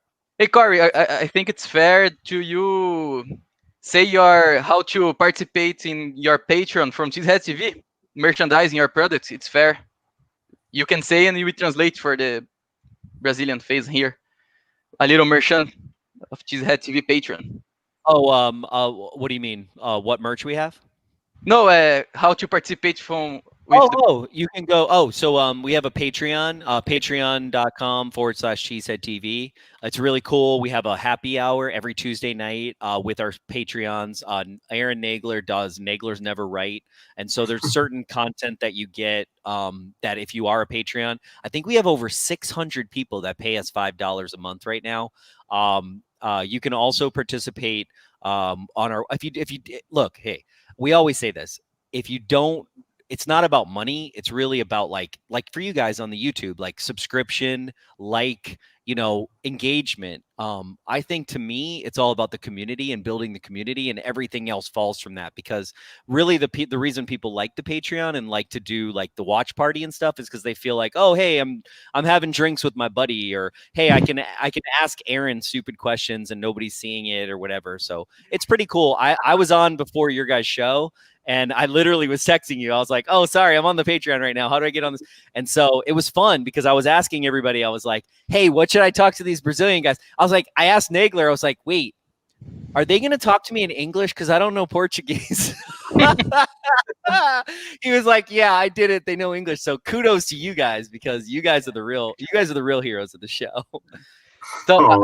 Então, eu sei em português. Então, galera, para quem quiser se juntar lá no Patreon da Cheesehead TV, é muito bacana, tem conteúdo exclusivo, né? Ele falou Happy Hour e Watch Party. Tem os planos lá, é só clicar no link que eu deixei aqui, ó, no comentário. Quem quiser participar lá, vocês vão ver os planos, é bem maneiro. Ele, o Corey e o Aaron Nagler fazem, né? Então é isso aí. É isso aí. Look, he asked, Corey, what do you think will happen to Aaron Jones and Jamal Williams next season? That's a really good question. AJ Dillon's what's going to happen. Easiest one. What would you do? Not thinking about salary cap and this kind of stuff. What would you do? The problem is that I'm a softie, right? So if I would basically pay everybody. I'd be like, I'd be like the Raiders or, all these other crappy teams where they're like, hey, how come we're not good? Oh, yeah, because you went over the salary cap for 3 years. Yeah.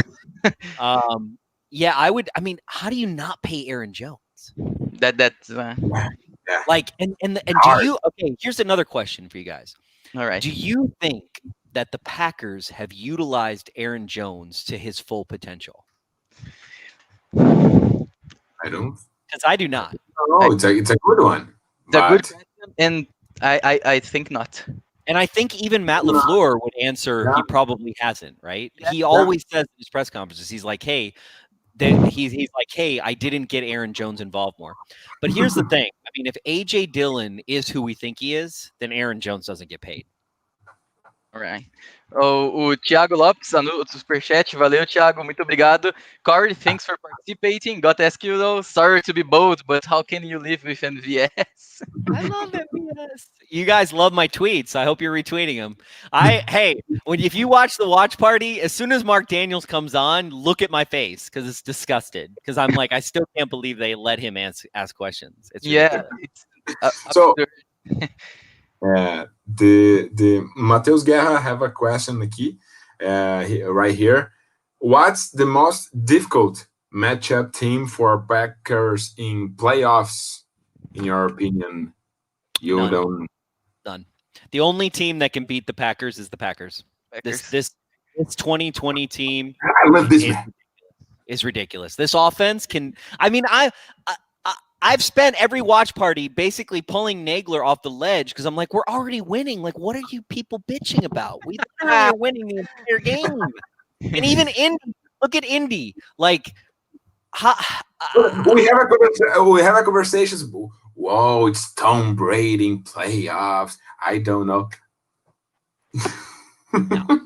Because the thing is this offense. This is the thing. This offense is built to get up. So as soon as it gets up, now you're in situational football and you're screwed because the great thing about how this now here's the problem with that, right? Is if we don't get up early, what's cool about this offense is we can dig ourselves out of a hole. You saw that in Indy, right? You saw us digging ourselves out of a hole and almost coming out to win it at the end. And to me, it's like even when it's 3rd and 26, we have a play for 3rd and 26. What team can say that? You know what I'm saying? So I don't know. I don't think somebody else asked that, and I was just like, I don't know. I don't see a team personally. Kansas City maybe, but I don't. There's no team in the NFL that I'm like who we can't. It's a dream Super Bowl for you. The Packers and Chiefs, maybe. Yeah, or the Packers and the Bills. Or the Packers and Bills. I like that. I hope the Bills.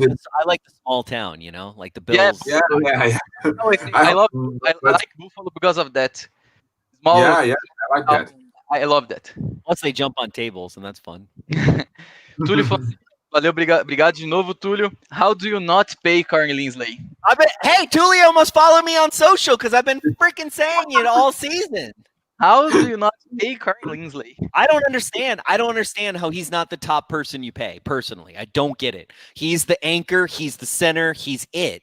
Besides one butt fumble this year where Aaron Rodgers could be blamed for that snap, by the way. Besides that, I mean, it's been amazing. It was against Indianapolis. It was not? Yeah, it was like a bad snap. And bad snap. It was 50-50 there. It's not Corey Linsley's fault entirely. Yeah, he's one of these guys. I mean, he just makes the offense go. And you did see, even though Elton Jenkins made the Pro Bowl this year because of his play replacing Corey Linsley, I think it's just as much a testament to Corey Linsley that Elton Jenkins made the Pro Bowl as it is to Elton Jenkins, because people in the league understood how important and how good Corey Linsley is. Yeah. You said about the Pro Bowl, and before you said that Packers are treated like a small town football team. Can you tell me why? Okay, tell me what. Matheus already knows what I'm going to talk about. You love this man. Robert Tonyan is not on the Pro Bowl. Can you tell me why? Just one argument. No, I can tell you exactly what you just said because we're a small town team. I mean. Player from the New York Giants, which is is in there. Oh, and he's got what, like 4 touchdowns, nothing, and Tunyan's got like one. Yeah, 1 touchdown. 1 stick drops, fumbles. Anyway, but it's a real prejudice against small town teams? No, I don't think it's like, I don't think it's that. You guys probably experience this. So like New York is the broadcasting center of the US, right? And so because of that, and the market is so big, it's just, it dwarfs everything else, right? So I think every team, I think even Chicago, I think any team that's not in New York City, that's not the Dallas Cowboys or New York City, is, you know, or Boston, it just, you kind of get lost in the mix because New York is so, where our broadcasting is so New York centric. Now, that's good and bad, right? Because, you know, you look at world championships, if you look at the Packers over time in world championships, who did we beat? We beat the New York Giants, right? Vince Lombardi beat the New York Giants at Yankee Stadium. That's pretty amazing, right? And so you can't, that's just like epic, right? And it's epic because of New York, but then the epicness of New York gets in the way of everything else. So I don't think New York hates small town teams. I just think that New York is the broadcasting center of the world, and constantly New Yorkers are always looking at their navel. You probably see this in Brazil the same way, where the bigger city that's the broadcasting center takes up all the juice, right? And the soccer team probably from the bigger cities gets all the juice over the smaller town teams. Yeah, I can. Yeah, that's reality. Antonio Oliveira, she asks a question. What was the most traumatizing Packers game you have ever seen? Okay, so I was. Yeah, she says that Seattle Seahawks game. Okay, so Antonia, I was at that game. I was also at the 2007 NFC Championship game, and I'm just gonna say, so the 2014 game was traumatizing, but what really helped me and why it's not the most traumatizing is as I was leaving the stadium, all these Seattle 12-man fans were running back going, "What happened? What happened?" And I'm like, well, you would have known if you would have stayed in the stadium and not been a damn bandwagon fan, huh? Yeah. So that kind of like lifted my spirits because I was like, okay. And I was just mad. I was mad at Brandon Bostic, and I'm still mad about it. And I love Brandon Bostic, and I don't think people should hate on him. But it was just, if he just listened to Jordy Nelson, like Jordy Nelson said, I got the ball. Okay, just let me get the ball, leave it alone, right? But I'm gonna say 2007 NFC Championship. There is a shot of Brett Favre, and literally in overtime. So two things. Jared Bush could have decided to just fall on the ball. All he had to do was fall on the ball, and the game would have been over. Instead, it went into overtime. It was the second coldest game next to the Ice Bowl in NFL history. I was at the game, and it was as cold as it's talked about. And I can't tell you a more depressing ride home than me going to Brillion, because I didn't live across the street from Lambeau at the time. I had to go all the way to Brillion, Wisconsin. So, you know, it's one of those, you know, these movies where like the driver's driving and they're going from like a really big metropolitan town and they're going to like a village, and then it's just like blackness on the road, and you're just driving on like a snow road in the darkness, and you're just like, I hate my life. And you know, like it's going to be a year from now before you can even feel good again. That was the 2000. And then they kept showing these pictures of Brett Favre, and like he literally threw it to the one person, and all other four people are completely wide open. And you're just like, why? It's the last pass for Brett Favre in Green Bay. It was Gilbert Wilson who made the interception. Yeah, Gilbert Wilson. Nice. Pulled that out, though. You pulled that out of your ass. To face. I told you who that was. So that's pretty badass. It would be nice to see Brett Favre and the Packers facing the unbeaten New England Patriots, right? I mean, I was already. And what's funny is, though, 2014, I had we already had our Super Bowl credentials. We had all this stuff, and I was like, and literally was like, no, I already have my Super Bowl credentials. But 2007, I just remember getting on the plane and all the Giants fans on the plane with me. And I remember going, because I was flying from New York to Green Bay. And I remember thinking like, all these Giants fans are going to be so mad after this game. And then I remember being like, damn it, they're all going to be happy.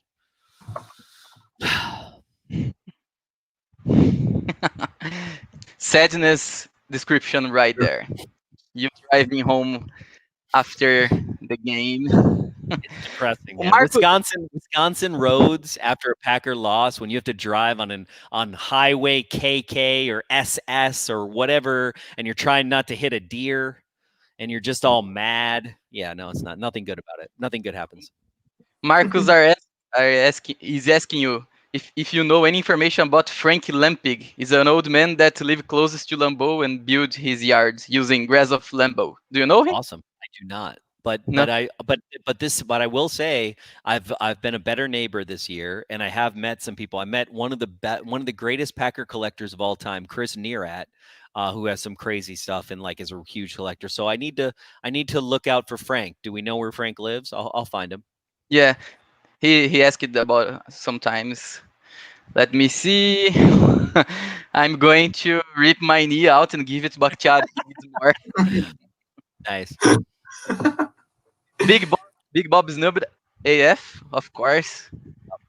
Let me see.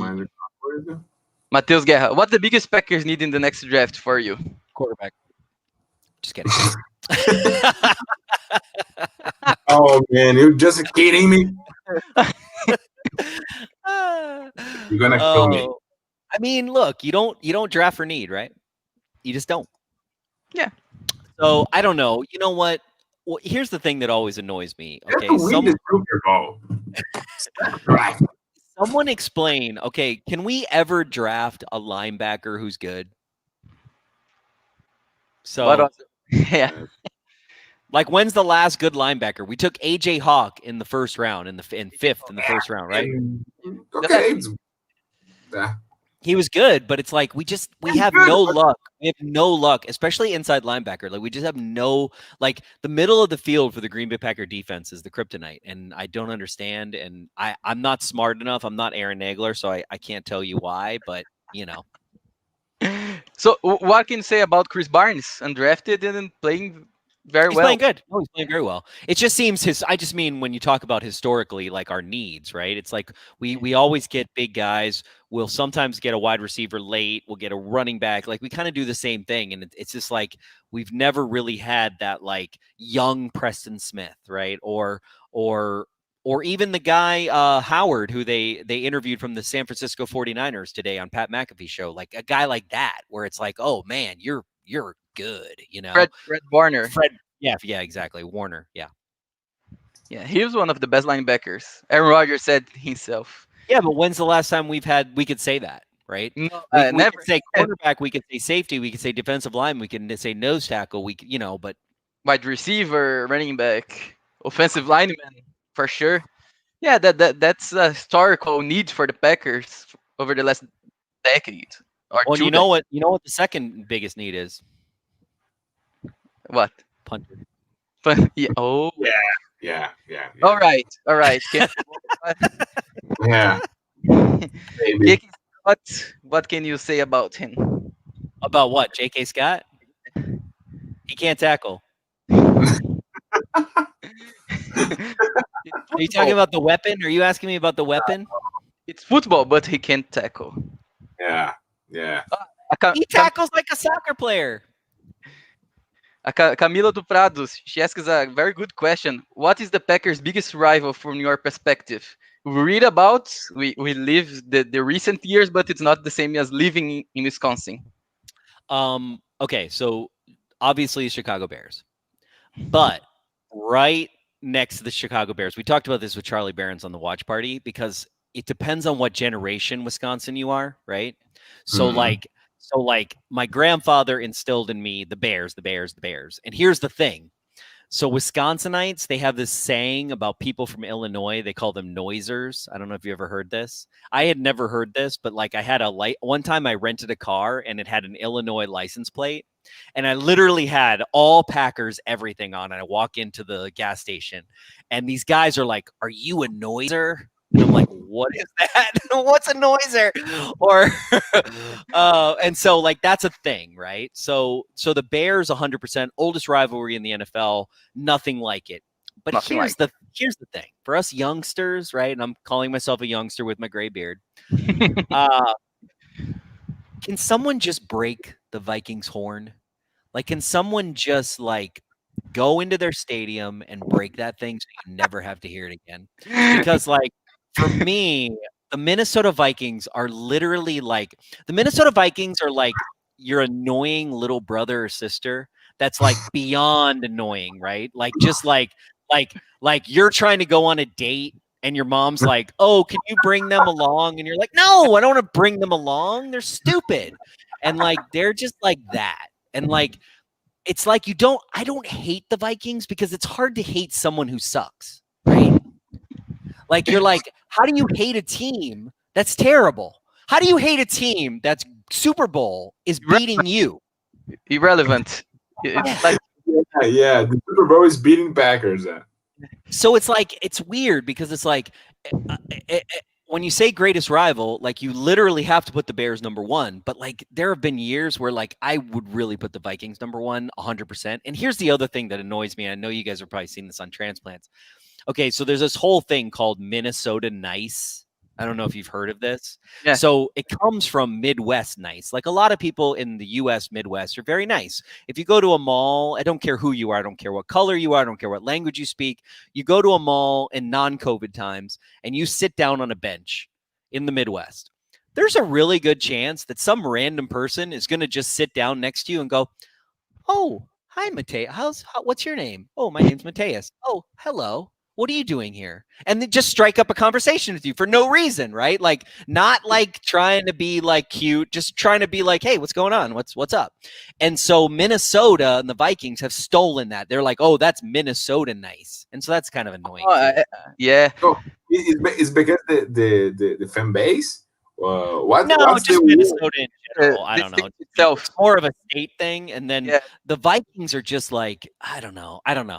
So it's hard because like I think a lot of Packer fans are like on certain days it's the Bears, and on certain days it's the Vikings. In your opinion, what's your worst fan base in the NFL? In the most boring or most aggressive in social media? I don't know. Cowboys, probably. Yeah. I knew you great. Okay. I mean, is there any fan base more obnoxious than the Dallas Cowboys when the Dallas Cowboys are doing good? Here's what's funny. When the Dallas Cowboys are not doing good, do you ever hear from Dallas Cowboys fans? No. But as soon as they're doing good, as soon as like, oh, this whole thing, the whole like eating thing that what's his name does, and like and Dak's doing good. Oh my God, it's like it's over. It's like the whole America's team thing just annoys. So annoying. Kind of stuff. Camila says Tom Brady fans. I'm with you. Camilla. I'm 100% with you. Yeah. Well, yeah. Tom Brady. I don't know there in the United States, but here we have a lot of players fan base. People who supports players, not teams. When Tom Brady made the transition to the Tampa Bay, we have seen a lot of these kind of things. I don't get that. I just don't get that. Like when Brett Favre left, I basically have a video where I called him a traitor. Yeah, Guilherme, you are talking about the Vikings. Guilherme Calvão, the Vikings made me hate Favre for some years. That's unforgivable. Yup. Yeah. For another. Yeah, exactly. I was gonna say that they're only Tom Brady fans because they like Giselle. I was gonna say that. Yeah, the Giselle. So another for the team. What do you think about Alan Lazar supporting Aaron Rodgers in the passing game? Has it been a little used in your opinion? I think that he hasn't been little used. I think that Alan Lazard has done a really good job of the details this year. And he said this in his podcast. I was listening to his podcast, and he was talking about Giselle deserves better. So he was talking in his podcast about how, as he was coming up, he kind of saw that a lot of players that didn't have maybe like they weren't superstars or they didn't have like they weren't the fastest guy or they weren't this thing.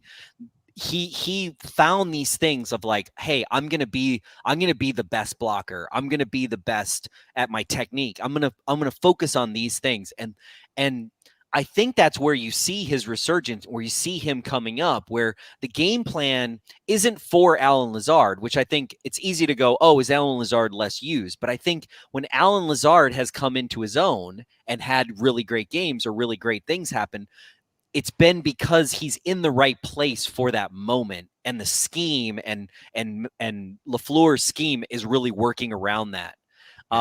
I don't think Alan Lazard is one of these guys that's going to break out. I mean, MVS still to this day has not had a breakout game, and he needs one. He needs like this, like, okay, MVS, you just took over. Had he caught that other touchdown pass, he would have. But I don't think it's because Alan Lazard is a little used. When you look at the game footage, his blocking is superior to everybody else, right? So you know, him and MVS are the two best blockers on the team, and then probably Devontae Adams. As far as wide receivers. So I don't know that it's little used, especially it's hard to say little used when 11 guys have caught a touchdown on this team, right? Yeah. One of them is Dominic Daphne. Who I didn't even know was a Packer until 3 days ago. Matheus Guerra. Who is better, Tom Brady or A-Rod? Talking about talent, arm, and stats. Wins are not a QB stat. That's right, they're not. I mean, is this a Packers show or what, guys? Hello. I mean, it's kind of. I mean, even if it was a Patriots show, how do you even say Tom Brady? I don't know. Yeah, I can't understand. I think he's being a little ironic. I hope. Yeah, I just don't think there's a comparison, because if you look at the mid game, and even you like, Tom Brady has a really good long ball, really good short thrower, really good intelligent player. But like, Tom Brady cannot scramble. Okay.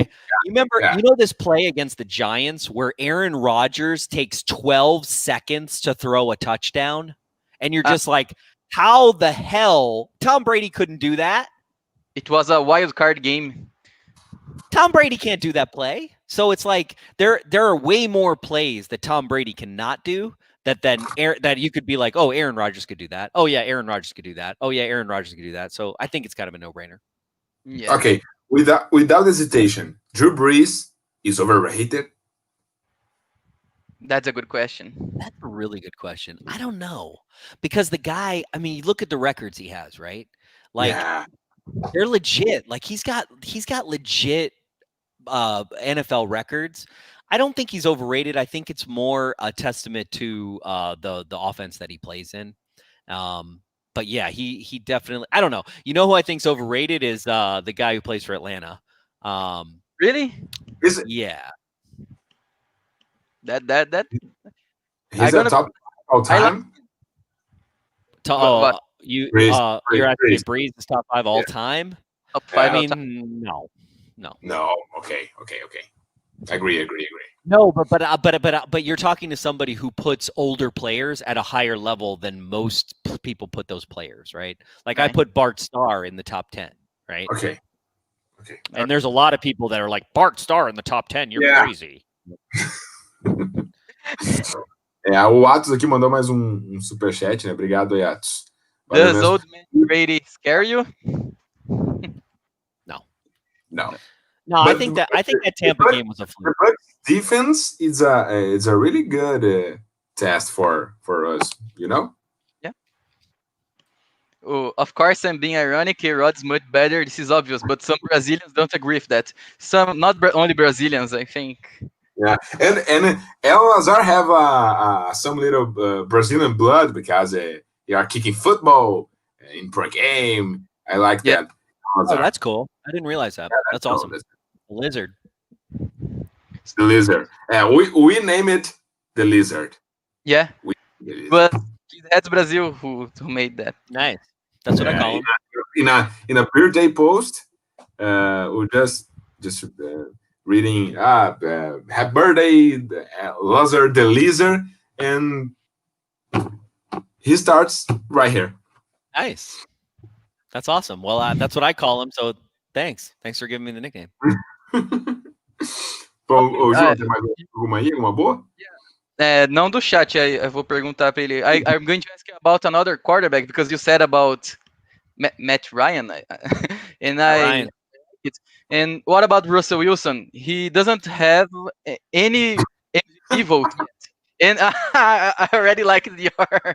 So, what's your vision about Russell Wilson? I mean, he's fine. Yeah. I was just like so annoyed. Like I was so annoyed when like the first 7 games, it's like, oh, Russell Wilson, he's gonna win the MVP, and you're just like, really? Like I put this tweet out, I think it was like week 10, where it was like, oh, thank God we can now stop talking. I know people aren't talking about Russell Wilson for the MVP. I think Russell Wilson is good. He's a good player. He's a great player, right? But Seahawks ain't going anywhere. Come on. Yeah. Mateus knows that I agree with you.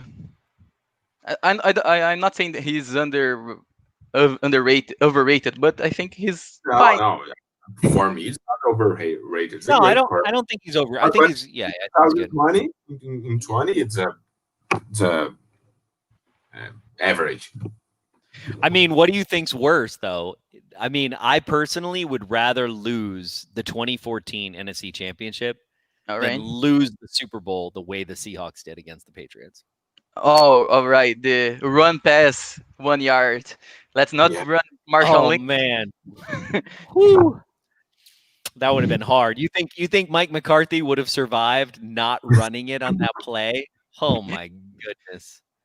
Ed Lacy Woods trembles the Patriots defense on that play. What can you say about talking about quarterbacks, about the rookies quarterbacks, Justin Herbert, Tua? Tua was here in Brazil hardly criticized after the Buffalo Bills game. What can you say about it? I don't, I'm not really the guy you go to for the other teams, really. I'm kind of like, you know this, but look, he's a rookie. Yeah. I don't know. I'm always surprised when people are like, I don't know. You got to give people time to develop. Like, what player have you seen that's just come in their first year and then taken over? It's very, very, very rare, right? Yeah. Aaron Rodgers was given almost 3 years to develop, and he's become the player that he is. And hopefully Jordan Love will be given that same time. And I do think that it's rare in this league, but that's what you need, right? When I was watching the interview today with the San Francisco linebacker, Pat McAfee was asking him, like, how long did it take you for the game to slow down? And he was like, yeah, that first year it was going so fast. And like, I couldn't even like call plays. I was just worried about what I was doing. And then he was like, the second year I started stuff started opening up. And then that third year, like the game's getting slower and slower for him. And I think sometimes in general, we forget that they're actual human beings playing the game. Not machines. Yeah. And Fred Warner is one of the best linebackers right now, if not the best one. He's amazing. Gilberto says that your site from your home, your view site, is jealousy. Packers fans here in Brazil is jealous about your site. I'm jealous of myself. Don't worry. Lucas Ferreira, we made playoffs as a first seed, but without fans in Lambeau, it's heartbreaking. I agree 100%. It's sad. I mean, I was listening to a radio show. I think that the Packers could have had fans in Lambeau. I think that their problem became, if you allow fans in Lambeau, now you're saying, hey, all the people who don't go to Lambeau, now you're kind of opening it up, them being able to tailgate. Now you're opening up all the people going to Stadium View and all, because if you've ever been to Lambeau Field, there's 70,000 people in the stadium, but then there's another 70,000 people just partying around the stadium, right? Because they either can't afford to get in or they're going to the bar. And if you've been in Wisconsin during COVID, a lot of people didn't take it seriously and still don't, unfortunately. And I think that the Packers made the right decision ultimately by playing it safe. But it's heartbreaking. To the chat's point, it's one of the saddest things. This season has been very depressing. I've spent, as much as people might be jealous of me in this place, like I've literally been on the air for like 5 hours by myself, just like looking during a game, being like, wow, there would be thousands of people, and like the people make it, the fans make it. I think this season we really discovered that. We really discovered that like the essence of sports is not the athlete. It's not the coach. It's not the thing. It's us. The Like fans. we make it, you know. We make it beautiful and we make it fun, you know. Yeah, I believe this energy, it's amazing. Amazing. Aqui, a Antônia tem mais uma aqui. Lê ali, bota aí então, João. If you could add any player to the Packers roster right now, who would you choose? Snacks. Right. We got him. You have something that I have, is that my favorite 50 players of the NFL are the 50 players on Packers roster. You know that some kind of, you have this vibe too. Yeah. I love the Packers players, and that's it. They are my favorite ones. Yeah, I mean, you guys asked me about Tua. I literally saw him play one game because I don't even care. Like, I would rather watch a replay of a Packers game than watch another NFL game. Então, acho que daqui a pouquinho a gente vai encaminhando, né, João, pra gente fazer o nosso sorteio. Yeah. So, that agree. Oh, energy from Brazil, from home, from everywhere. Yeah, we do our best. We are not there, but we try to be as many passionate as you guys. Hey, Brazilians are known for their passion. Everybody knows that. We try. There's definitely one thing you cannot say about Brazilians, that they're not passionate. There's no doubt about that. So I think that's it, Corey. Cool. It's a little late here. What time is it there? 11 p.m. All right. And we are going to have a giveaway, a jersey for Aaron Rodgers now. Nice. That's what everybody was waiting for. So everybody wasn't waiting for questions. They were just like, "Oh, when are we giving away this jersey, people? Let's go. I got to go to bed." No, it's not. Oh, it's not it. I am ashamed now. All right, one more. I think that's good. Sorry, Matheus. Would you fire Patton? Yes or no? No, and he's going to be hired next year. You know that, right? Yeah. I literally said that in the happy hour. I was like, guys, you guys all know that they're probably going to bring Patton back. We had the 9th defense in the NFL. That's the first time that's happened since 2010, by the way. All right. Last one. I swear. Last one. In order, what's the best Packers quarterback of all time? In your opinion, that position in Rodgers is all-time QB. I will do another question. Not the best, but the greatest, because we have this discussion about, okay, Bart Starr is there. And second, Favre or Rodgers? You know, what do you say? I say Bart Starr is the greatest quarterback of all time. Yeah. That's Packers and everybody else. Okay. No one. I will fight people to death on this. I will never agree. You will never be able to convince me otherwise. But then you go to like 2 and 3. I mean, look, Aaron Rodgers to me is a better quarterback than Brett Favre ever was. Brett Favre is more exciting. But if you look at team consistency and what they're able to do, Aaron Rodgers is just you gotta put him up there. I mean, even if he doesn't win another Super Bowl, you gotta put him. I put him 2, and if he wins another Super Bowl or 2, you almost can put him above Starr. I know wins aren't a quarterback stat, and Nagler's gonna like get on my ass about it, but I don't really care. But I don't know. Winning Super Bowls matters. It does. It's not about wins as a stat for a quarterback, but being able to be on a championship team means something, you know? Yeah, I agree. Okay. All right. So, Corey, thanks again for your time. 2 hours. Thanks. Is that the longest you've ever had a guest? Probably. Probably no. Yeah. 2 hours almost. We said sorry because we said 20 minutes before the show, and in 2 hours now. I am a little ashamed. I have beer. I got you guys. What else do I need? Come on. Sorry. I'm very. We want another time for you with you and Aaron. Of course. Another videos, another lives and podcasts, please. Let's do it. All right. So, Matheus, say your last word. Final. Corey, you first, I think. Yeah. Hey, I just think that, if you follow this team, which I'm sure if you're watching this, you probably do. Yeah. You know, don't take this for granted. I say this a lot when we get into playoffs, but there's a lot of things that have happened with the Packers right now that have never happened before, even in a 103-year-old team. You know, we're looking at possibly the greatest wide receiver of all time playing for the Green Bay Packers, playing in front of our eyes for the next, hopefully, 3 more games. You've got arguably the greatest quarterback of all time.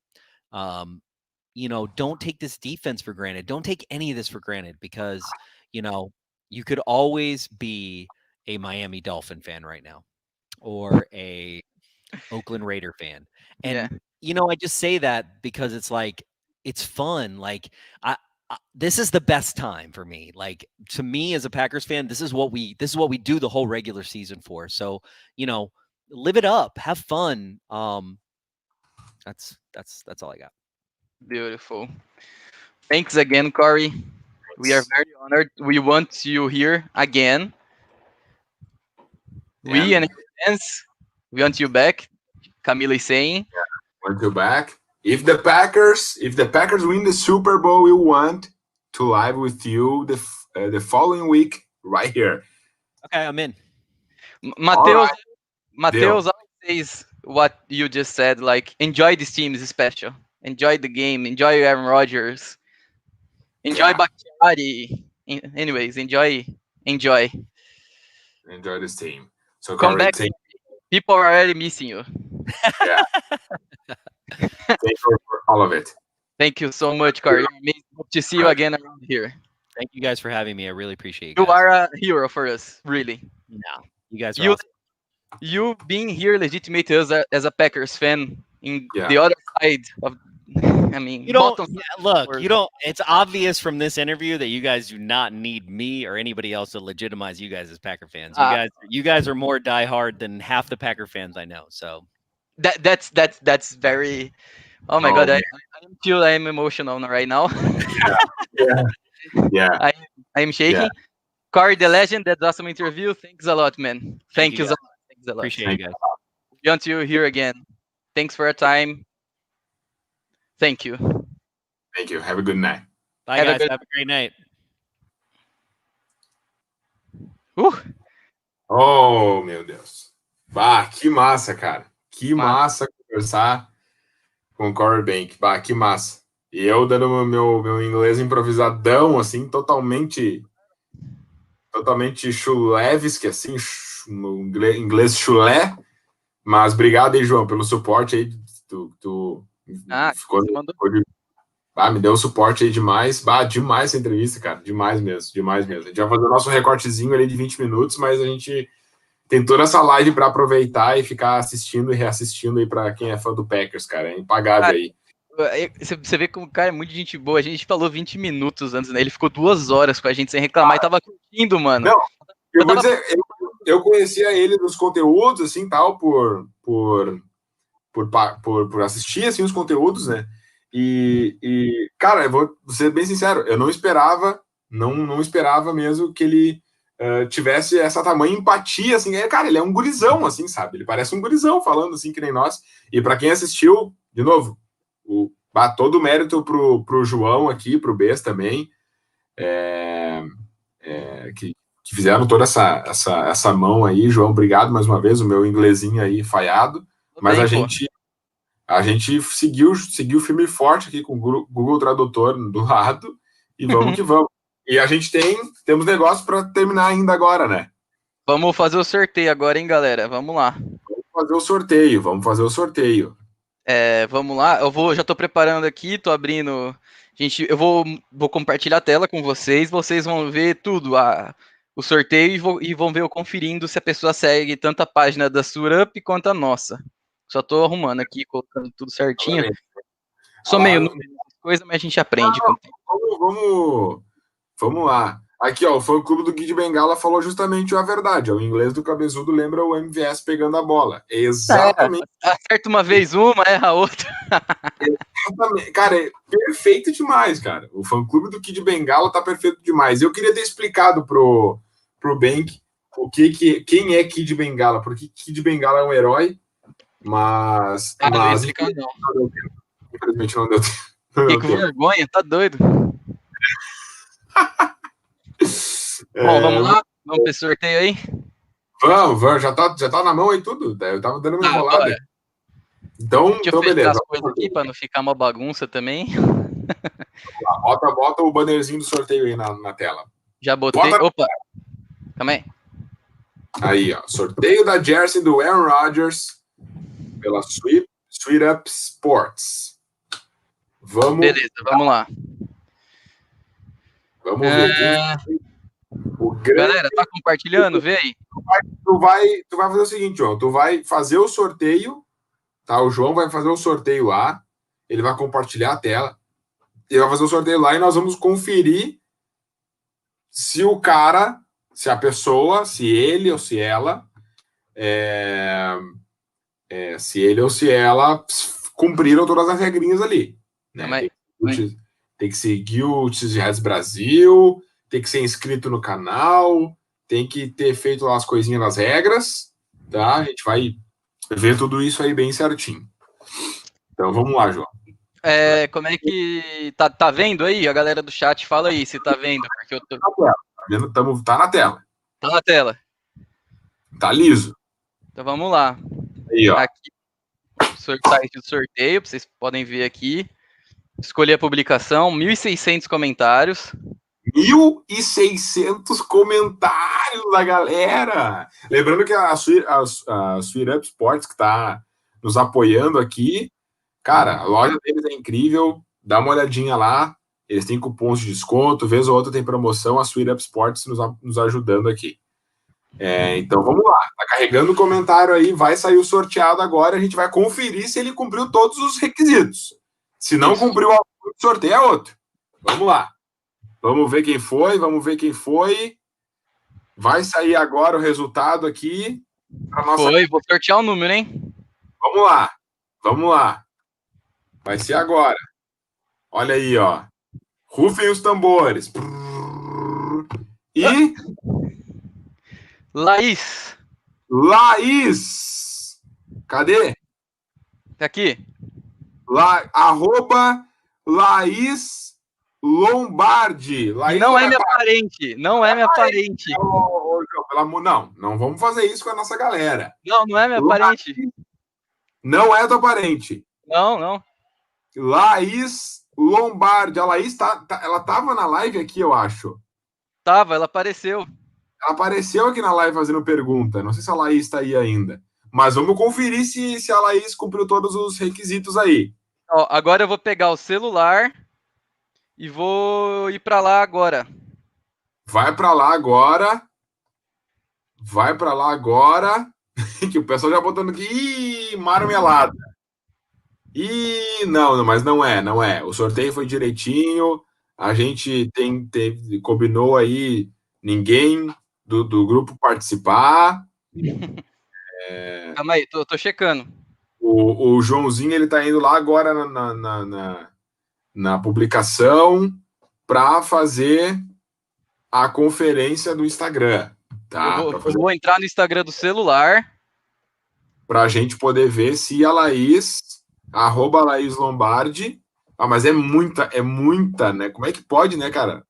Saiu o teu sobrenome ali, cara. Mas eu tô tentando espelhar o celular e não consigo, cara. Vai ter que ser na mão. Aí, foi. Foi. Então foi. Ó, vocês estão vendo o meu celular aí? Aí, ó. Tá aí, ó. Tá aí o celular do João, ó. Eu não sabia nem que dava para fazer isso, João. Tá, aí eu vou na nossa página. Calma aí, deixa eu ver. Na homepage aí, João. Seguidores. E vai pesquisar lá. Laís. Tá seguindo. Agora tem que estar seguindo na página da loja. Tem que tá carregando aqui na tela. Aí mostrou. Aí, ó. Laís é a nossa seguidora. Perfeito. Tem que estar seguindo na página da loja. Tem que estar seguindo a página da loja também. Né? E tem que seguir a Sweet Up Sports lá também. Calma aí. Vamos entrar no Sweet Up. Entra na publicação aí. Ó, Sweet Up, seguidores. Não tá. Não tá seguindo, Laís. Estava escrito nas regras. Sortear de novo. Tinha que seguir. Tem que seguir o Cheeseheads Brasil, a Sweet Up Sports e ser inscrito no canal. Não tá seguindo. Não tá seguindo a Sweet Up Sports. Então nós vamos ter que sortear outra pessoa. Era a regra do sorteio. Então nós vamos. Ainda há vida. Infelizmente aí. Infelizmente. Vamos de novo. Tá? Vamos de novo. Foi lá então. Tem 1.662 comentários. Eu vou ter que entrar de novo. Entra aí, entra aí, entra aí.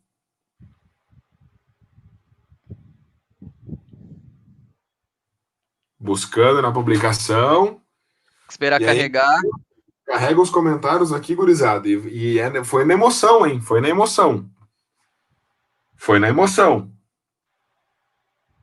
Tem que ser inscrito. Como é que é, o João? Tem que seguir nós. Seguir no Instagram, a loja e a perfil do Cheeseheads e ter dado like na. E tem que ser inscrito no canal do YouTube também, não? Sim. Mas isso eu não sei muito bem como ver, mas a gente dá um jeito. Tem como ver, tem como ver. Vamos lá, de novo. Gabriels 13. Gabriels 13. O Gabriel, ele tava aqui, ele fez pergunta aqui, o Gabriels 13. Ele fez? Fez pergunta que a gente leu aqui pro Behnke, que perguntou do Gabriel. Vamos conferir primeiro se ele segue a página ou não.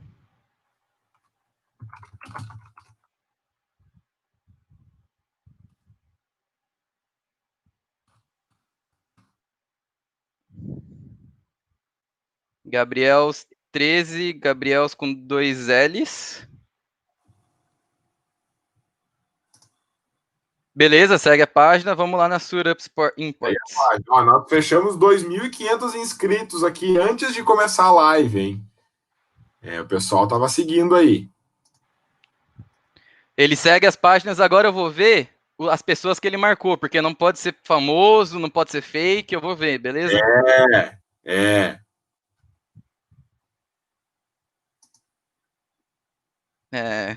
Pera aí, tamo lá.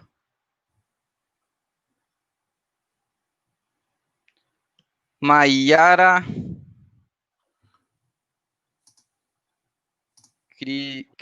underline Cristina. Essa parte eu não vou mostrar porque é o perfil pessoal da pessoa, né? Perfil pessoal. Eu não vou mostrar, mas eu tô vendo aqui, ó. Vou mostrar. A gente confiamos. Beleza, tá aqui, cliquei. Ó, tá fechada, mas tem 1.000 e poucos seguidores, ó, rapidinho. Ó. Aí eu vou na publicação dele, irrita-me. Tá bom.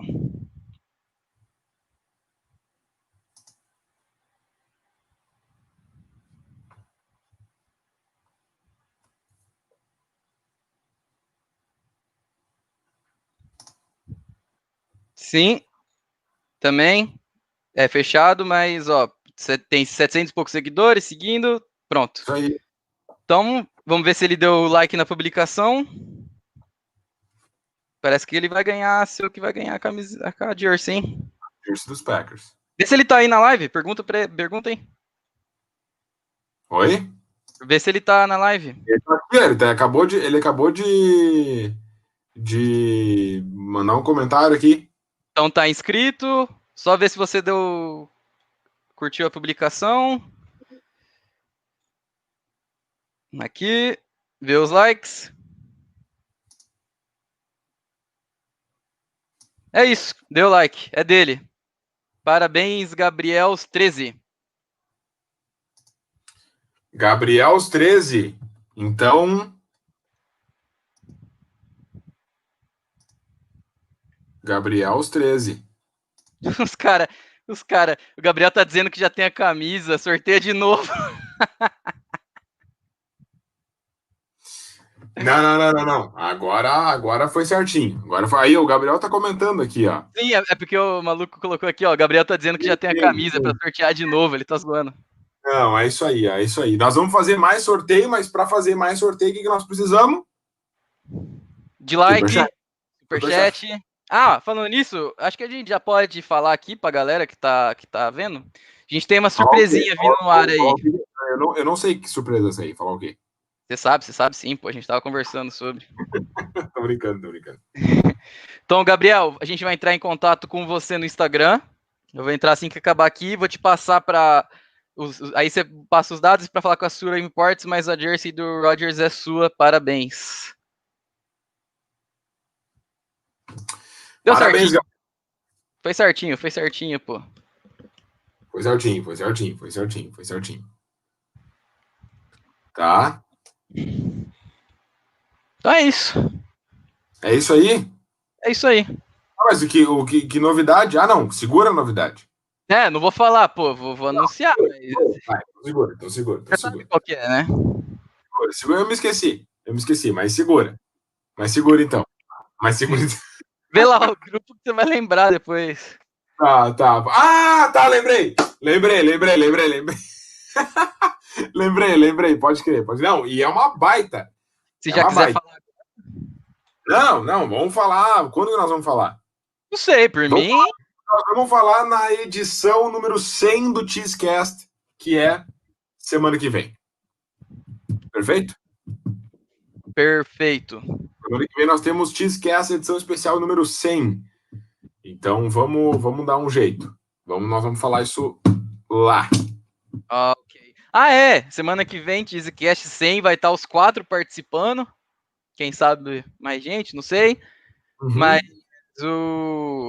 é isso aí. A gente podia fazer tipo um rodízio assim, né? De a gente escolher de forma arbitrária, a critério qualquer, pessoas do grupo do WhatsApp, para que elas entrem, falem 5 minutos aqui no podcast, saem, entra outro, tipo rádio, assim, sabe? Que bota uma pessoa no ar ali. Ou daqui da live, né? Tipo, o Atos tá sempre tá dando superchat. Não, o Atos tá no grupo também. Mas assim, como é que a gente vai mandar o link pra pessoa como? Daí vai entrar 200 pessoas ao mesmo tempo. Não, manda no privado, né, pô? Como que faz isso no privado pelo YouTube? O Câmera, ele não tá no grupo também? Ah, entendi o que você quis dizer. Entendeu? É isso que eu tô falando. Tá. Alguém sabe aí se dá pra manter um privado? Alguém souber, a gente faz aí pra vocês. Se não, quem não tá no grupo. Tem uma galera que não tá no grupo aqui, ó. Eu não vi, por exemplo, aqui, ó, a Antônia. Ela né? falou a. Tá sempre aqui. Tem que estar no grupo do WhatsApp. A gente falar no WhatsApp de notícia. O Valdeir, cadê o outro aqui, ó? O Guilherme Freitas. Tá no grupo, Guilherme? Não lembro. Ah, acho que ele tá. O Guilherme Freitas tá no grupo? O Flávio, eu sei que tá. Não sei. Entendeu? A Camila do Prado, tá sempre comentando aqui a Camila. Não lembro da Camila no grupo, acho que não tá. O fã-clube do Kid Bengala também não tá no grupo.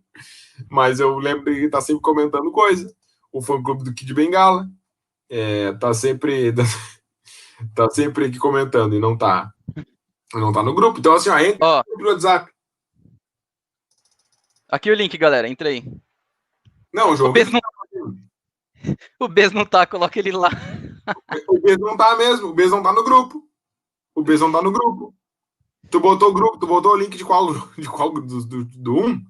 É o que tem mais vaga, os outros estão cheios já. Tem um que falta um. É verdade. A gente tem que, tem uns ghosts no grupo, a gente tem que fazer uma limpa nos fantasmas. Né, enfim. Bom, galera. Nós estamos falando de bastidores aqui porque é 2 horas de live. Mas assim, ó, é isso aí. Tá aí o link no grupo, gurizada, para quem ainda não entrar no grupo, sei lá, é só chamar nas redes sociais que a gente adiciona lá no grupo de debate. É isso. Tá beleza? João, obrigado aí, tamo junto, boa noite, fica com Deus, e a galera, fique com Deus também, e é nóis. É nóis.